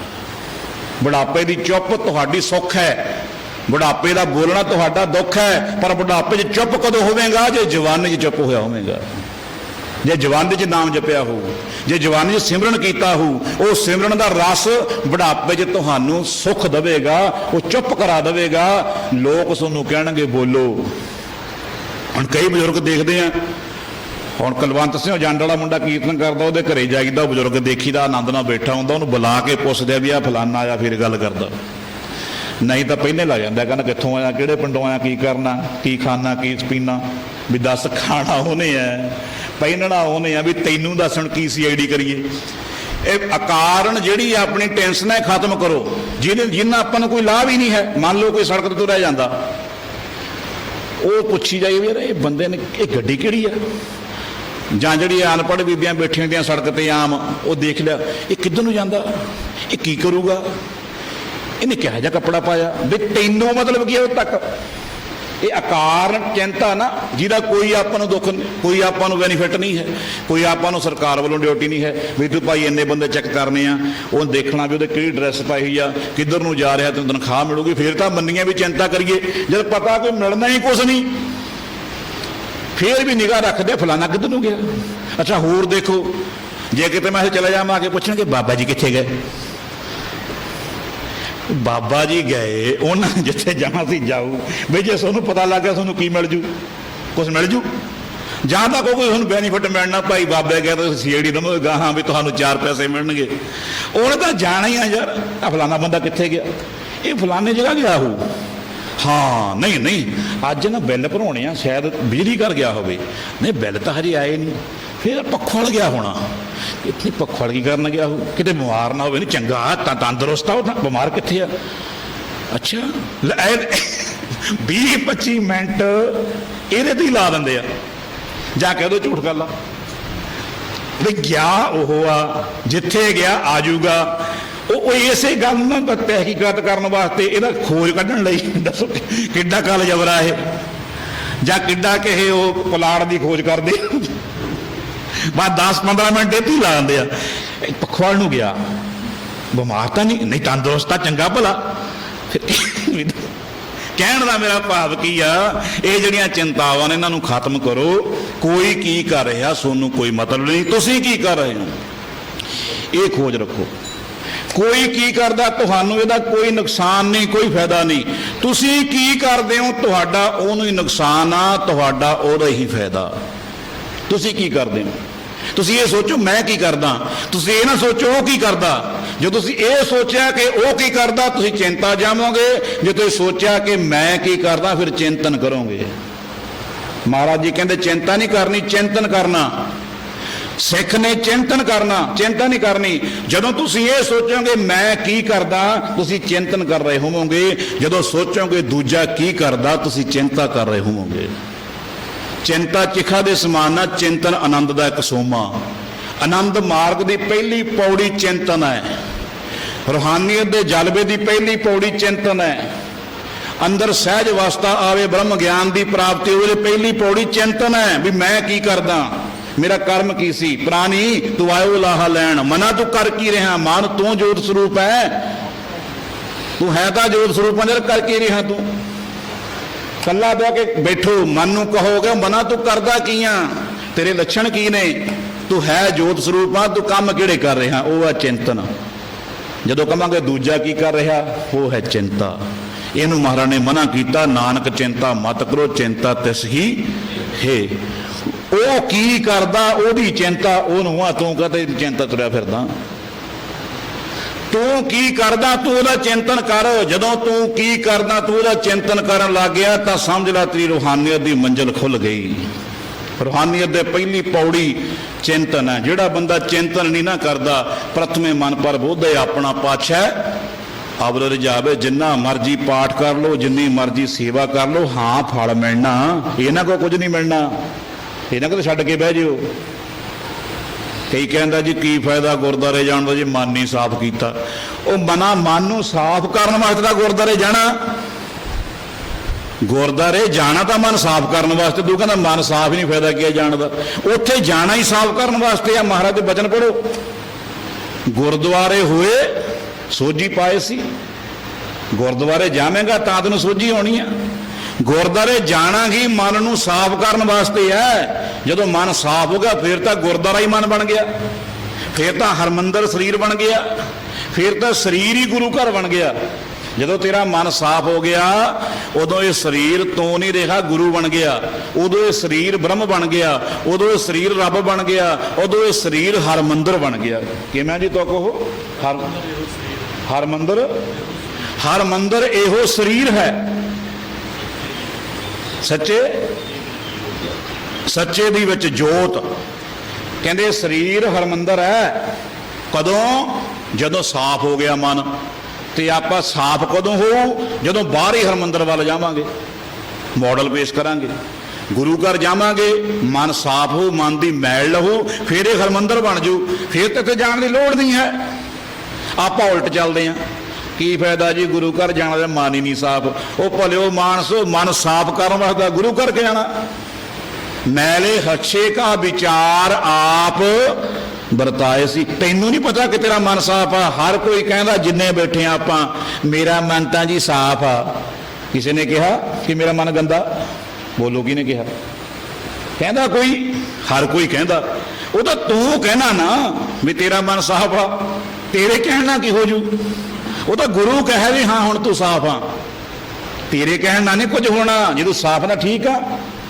ਇਹ ਤਾਂ ਗੁਰੂ ਕਹੇ ਵੀ ਹੁਣ ਤੂੰ ਸਾਫ਼ ਆ, ਹੁਣ ਤੇਰੇ 'ਚ ਮੈਂ ਜੋਤ ਧਰਨੀ ਆ, ਹੁਣ ਤੇਰਾ ਜਿਹੜਾ ਸਰੀਰ ਹੈ ਇਹਨੂੰ ਹਰਮੰਦਰ ਬਣਾਉਣਾ ਮੈਂ। ਇਹ ਸਰੀਰ ਹਰਮੰਦਰ ਕਦੋਂ ਬਣੂ? ਜਦੋਂ ਬਾਹਰ ਹੀ ਹਰਮੰਦਰ ਵੱਲ ਜਾਵਾਂਗੇ। ਹਰਮੰਦਰ ਕਹਿੰਦੇ ਰੱਬ ਦੇ ਘਰ ਨੂੰ। ਗਿਰਜਾ ਘਰ ਹੋਇਆ, ਮਸਜਿਦ ਹੋਈ, ਮੰਦਰ ਹੋਇਆ, ਮਸੀਤ ਹੋਈ, ਗੁਰਦੁਆਰਾ ਹੋਇਆ, ਇਹ ਬਾਹਰੀ ਇੱਕ ਹਰਮੰਦਰ ਹੈ। ਇਹਦੇ ਵੱਲ ਜਾਵਾਂਗੇ, ਇੱਥੋਂ ਸੋਝੀ ਹੋ ਕੇ ਅੰਦਰਲਾ ਮਨ ਸਾਫ਼ ਹੋ, ਫਿਰ ਇਹ ਸਰੀਰ ਹਰਮੰਦਰ ਬਣ ਜਾਊ। ਪਰ ਆਪਾਂ ਪਹਿਲਾਂ ਹੀ ਪਹਿਲੀ ਪੌੜੀ ਚੜ੍ਹ ਜਾਂਦੇ ਹਾਂ। ਨਾ ਜੀ, ਜਾਣ ਦੀ ਕੀ ਲੋੜ ਹੈ? ਨਹੀਂ, ਇਹ ਤੋਂ ਬਿਨਾਂ ਗੱਲ ਨਹੀਂ ਬਣਨੀ। ਹਾਂ ਜਿੰਨਾ ਮਰਜ਼ੀ ਜਪ ਤਪ ਕਰ ਲਓ, ਉਹਦਾ ਫਲ ਤੁਹਾਨੂੰ ਮਿਲਣਾ ਹੀ ਮਿਲਣਾ। ਪਰ ਜਿੰਨਾ ਚਿਰ ਤੁਹਾਡੇ ਅੰਦਰ ਜੋਤ ਨਹੀਂ ਟਿਕਦੀ ਉਹਨਾਂ ਚਿਰ ਗੱਲ ਨਹੀਂ ਬਣਨੀ। ਸਾਧੂ ਬਾਰ-ਬਾਰ ਦੇਖਦਾ, ਪਰਖ ਕੇ ਦੇਖਦਾ, ਕਿਸੇ ਨੂੰ ਝਿੜਕ ਕੇ ਦੇਖਦਾ, ਕਿਸੇ ਨੂੰ ਲਾਲ ਚਿਪਟ ਪਾ ਕੇ ਦੇਖਦਾ, ਕਿਸੇ ਨੂੰ ਕਿਵੇਂ ਪਾ ਕੇ ਦੇਖਦਾ। ਵੀ ਇਹ ਮਕਸਦ ਇੱਕੋ ਹੁੰਦਾ ਵੀ ਸਾਡਾ ਸਮਾਂ ਥੋੜ੍ਹਾ ਹੈ। ਕੰਮ ਜ਼ਿਆਦੇ ਹੈ। ਬਾਬਾ ਜੀ ਕਹਿੰਦੇ ਸੀ, ਬਾਬਾ ਈਸਰ ਸਿੰਘ ਜੀ, ਵੀ ਕੋਟਾ ਛੋਟਾ ਕੰਮ ਜ਼ਿਆਦੇ ਨੇ, ਵੀ ਉਮਰ ਘੱਟ ਹੈ, ਕਰਨਾ ਬਹੁਤ ਕੁਝ ਹੈ, ਕਰਾ ਲੈਣਾ ਪਰਮੇਸ਼ਰ ਨੇ। ਫਿਰ ਦੇਖ ਲਓ 7 ਸਾਲ ਦੇ ਵਿੱਚ 10 ਸਾਲ ਦੇ ਵਿੱਚ 7 ਲੱਖ ਪ੍ਰਾਣੀ ਨੂੰ ਅੰਮ੍ਰਿਤ ਛਕਾਇਆ ਸੀ। ਉਦੋਂ ਆਬਾਦੀ ਵੀ ਘੱਟ ਸੀ, ਹੁਣ ਤਾਂ ਆਬਾਦੀ ਦੇ ਹਿਸਾਬ ਨਾਲ ਬਹੁਤ ਹੈ।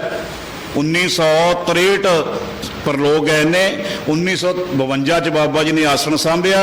1953 ਤੋਂ ਲੈ ਕੇ 1963 ਤੱਕ 10 ਸਾਲ ਦੇ ਵਿੱਚ 7 ਲੱਖ ਪ੍ਰਾਣੀਆਂ ਨੂੰ ਅੰਮ੍ਰਿਤ ਦੀ ਦਾਤ ਕਲਗੀਧਰ ਪਾਤਸ਼ਾਹ ਤੋਂ ਲੈ ਕੇ ਦਿੱਤੀ। 7 ਲੱਖ ਪ੍ਰਾਣੀਆਂ ਨੂੰ ਇੱਕ ਦਿਨ ਦੇ ਵਿੱਚ 7 ਪ੍ਰਚਾਰ ਫੇਰੀਆਂ ਕਰਦੇ ਸੀ, 7 ਦੀਵਾਨ। ਆਪਾਂ 2 ਦਿਨ 2 ਘੰਟੇ ਲਾ ਕੇ ਹੰਭ ਜਾਂਦੇ ਆ ਵੀ ਮਾਲਸ਼ ਕਰਦੇ, ਬੂਟਾ ਸਿੰਘ ਸਿਰ ਦੁਖਦਾ, ਆ ਜਾ ਭਾਈ ਬੰਟੀ, ਆ ਜਾ ਫਲਾਨਿਆਂ ਮਾਲਸ਼ ਕਰਦੇ, ਹੰਭ ਜਾਂਦੇ ਆ ਨਾ। ਪਰ ਉਹ ਧੰਨ ਸੀ ਬਈ ਉਹ 7 ਦੀਵਾਨ ਇੱਕ ਦਿਨ ਚਲਾਉਂਦੇ ਸੀ। ਆ ਬੈਠੇ ਨੇ ਬਾਬਾ ਮੁਖਤਿਆਰ ਸਿੰਘ, ਪਤਾ ਇਹਨਾਂ ਨੂੰ, ਜੇ ਬੜੂੰਦੀ ਲਾ ਕੇ ਦੀਵਾਨ ਜੱਥਾ ਗਾਹਾਂ ਭੇਜ ਦਿੰਦੇ ਸੀ, ਉੱਥੇ ਬਚਨ ਕਰਨੇ, ਜਾਨੂ ਜੱਥੇ ਨੇ ਕੀਰਤਨ ਕਰਨਾ। ਅੰਮ੍ਰਿਤ ਵਾਲੇ ਤਿਆਰ ਹੁੰਦੇ ਸੀ, 5 ਪਿਆਰੇ ਪਹਿਲਾਂ ਅੰਮ੍ਰਿਤ ਦਾ ਬਾਟਾ ਤਿਆਰ ਉੱਥੇ ਸਕਾ ਦਿੰਦੇ ਸੀ, ਗਾਹਾਂ ਜਾਂਦੇ ਸੀ। ਕਹਿਣ ਦਾ ਭਾਵ ਕੀ ਆ ਵੀ 10 ਸਾਲਾਂ ਦੇ ਵਿੱਚ 7 ਲੱਖ ਪ੍ਰਾਣੀ ਨੂੰ ਅੰਮ੍ਰਿਤ ਛਕਾਉਣਾ ਖੇਡ ਨਹੀਂ ਹੈ। ਕਿੰਨੀ ਐਵਰੇਜ ਬਣਦੀ ਹੈ? 70,000 ਤੋਂ ਉੱਪਰ ਬਣਦੀ ਹੈ 1 ਸਾਲ ਦੀ। ਪੜ੍ਹੇ ਲਿਖੇ ਬੈਠੇ ਹੋ, 10 ਸਾਲ ਨੂੰ ਕਰੋ। ਉਹ ਕਦੋਂ ਗੱਲ ਬਣਦੀ ਹੈ? ਜਦੋਂ ਇਹ ਅਵਸਥਾ ਬਣ ਜਾਵੇ, ਫਿਰ ਉੱਥੇ ਨਾ ਅਕੇਮਾ ਹੈ ਨਾ ਥਕੀਮਾ ਹੈ, ਤਿੱਥੇ ਊਂਘ ਨਾ ਭੁੱਖ ਹੈ। ਨਾ ਉੱਥੇ ਭੁੱਖ ਲੱਗਦੀ ਆ, ਨਾ ਉੱਥੇ ਨੀਂਦ ਆਉਂਦੀ ਹੈ। ਨੀਂਦ ਤਾਂ ਹੁਣ ਉਹ ਹੁੰਦੀ ਹੈ ਬੰਦੇ ਨੂੰ ਠਾਲ ਉੱਠਦਾ ਹੀ ਨਹੀਂ। ਸਾਧੂ ਤਾਂ ਇੱਕ ਮਿਰਗਨੈਣੀ ਹੁੰਦੀ ਆ, ਮਾੜਾ ਜਿਹਾ ਖੜਕਾ ਹੋਇਆ ਨਹੀਂ ਉੱਠ ਕੇ ਬਹਿ ਜਾਂਦੇ, ਹਾਂ ਕੀ ਗੱਲ ਆ ਬਈ। ਇੱਥੇ ਮੇਰੇ ਘਰਾੜੇ ਇੱਥੋਂ ਸੁਣਦੇ ਹੁੰਦੇ ਆ ਪੱਖੋਵਾਲ ਜਦੋਂ ਵਿਆਹ ਹੁੰਦਾ। ਪਰ ਬਾਬਾ ਜੀ ਸੀ ਉਸ ਅਵਸਥਾ ਦੇ ਮਾਲਕ, ਜਿਨ੍ਹਾਂ ਦੇ ਵਿੱਚ ਏਡੀ ਅਵਸਥਾ ਸੀ ਵੀ ਜਿੱਥੇ ਬਹਿ ਜਾਂਦੇ ਸੀ ਨਿਰੰਕਾਰ ਵਿੱਚ ਭੇਦ ਹੋ ਜਾਂਦੇ ਸੀ। ਐਸੇ ਸਤਿਪੁਰਖਾਂ ਨੂੰ ਵਾਰ-ਵਾਰ ਨਮਸਕਾਰ ਹੈ। ਆਓ ਸਮਾਂ ਸਮਾਪਤ ਕਰੀਏ, ਆਨੰਦ ਸਾਹਿਬ ਦਾ ਜਾਪ ਕਰੀਏ। ਭਾਈ ਰਾਮ ਕਲੀ ਮਹੱਲਾ ਤੀਜਾ। ਆਨੰਦ ਏਕ ਓੰਕਾਰ ਸਤਿਗੁਰ ਪ੍ਰਸਾਦ। ਆਨੰਦ ਪਿਆ ਮੇਰੀ ਮਾਏ, ਸਤਿਗੁਰੂ ਮੈਂ ਪਾਇਆ।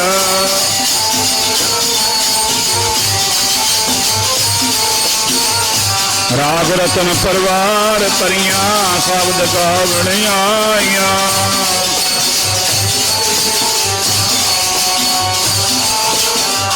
ਕਹੇ ਨਾਨਕ ਆਨੰਦ ਹੋਆ, ਸਤਿਗੁਰੂ ਮੈਂ ਪਾਇਆ।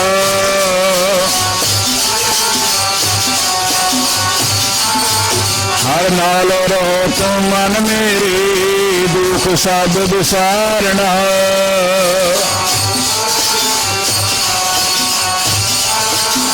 ਸਭ ਮੰਗਲਾਂ ਸਮਰੱਥ ਸੁਆਮੀ, ਸੁਖ ਮਨੋ ਵਿਸਾਰੇ।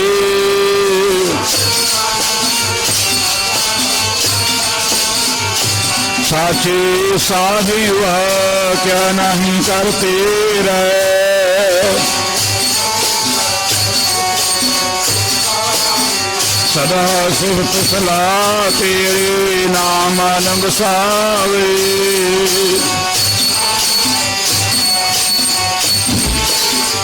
ਕਹੇ ਨਾਨਕ ਸੱਚੇ ਸਾਹਿਬ ਕਿਆ ਨਹੀਂ ਕਰਤੇ ਰਹਿ। ਸਾਚਾ ਨਾਮ ਮੇਰਾ ਆਧਾਰ।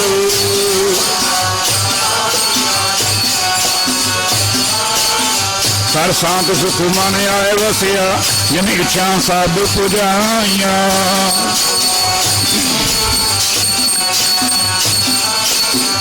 ਕਹੇ ਨਾਨਕ ਸੁਣੋ ਸੰਤ ਸ਼ਬਦ ਤੁਰੇ ਪਿਆਰ। ਸਾਚਾ ਨਾਮ ਮੇਰਾ ਆਧਾਰ ਅਜੇ।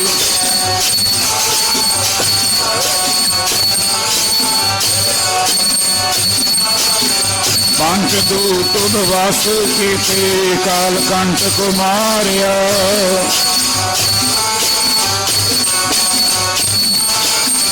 ਕਹੇ ਨਾਨਕ ਤੈ ਸੁਖ ਹੁਆ, ਤਿਤ ਕਰ ਅਨਹਦ ਵਾਜੇ।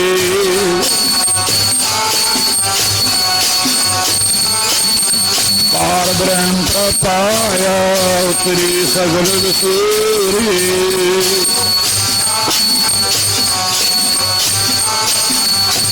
ਸੰਤ ਸਾਜਨ ਪੈ ਸਰਸੇ, ਪੂਰਾ ਗੁਰ ਤੇ ਜਾਣੀ। ਸੁਣਤੇ ਪਨੀ ਬਿਨਵੰਤ ਨਾਨਕ ਗੁਰ ਚਰਨ ਲਾਗੇ, ਵਾਜੇ ਅਨਾਦ ਤੁਰੇ ਸਲੋਕ।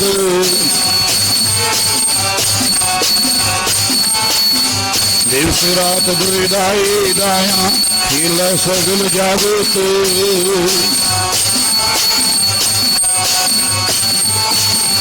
ਕਰਮੀ ਆਪੋ ਆਪਣੀ, ਕੇ ਨੇੜੇ ਕੇ ਦੂਰ। ਨਾਨਕ ਤੇ ਮਤਿ ਉਜਲੇ, ਚੇਤੇ ਛੁਟੇ ਨਾਲ। ਬੋਲੋ ਵਾਹਿਗੁਰੂ ਜੀ ਕਾ, ਵਾਹਿਗੁਰੂ ਜੀ ਕਾ ਖਾਲਸਾ, ਵਾਹਿਗੁਰੂ ਜੀ ਕੀ ਫਤਿਹ।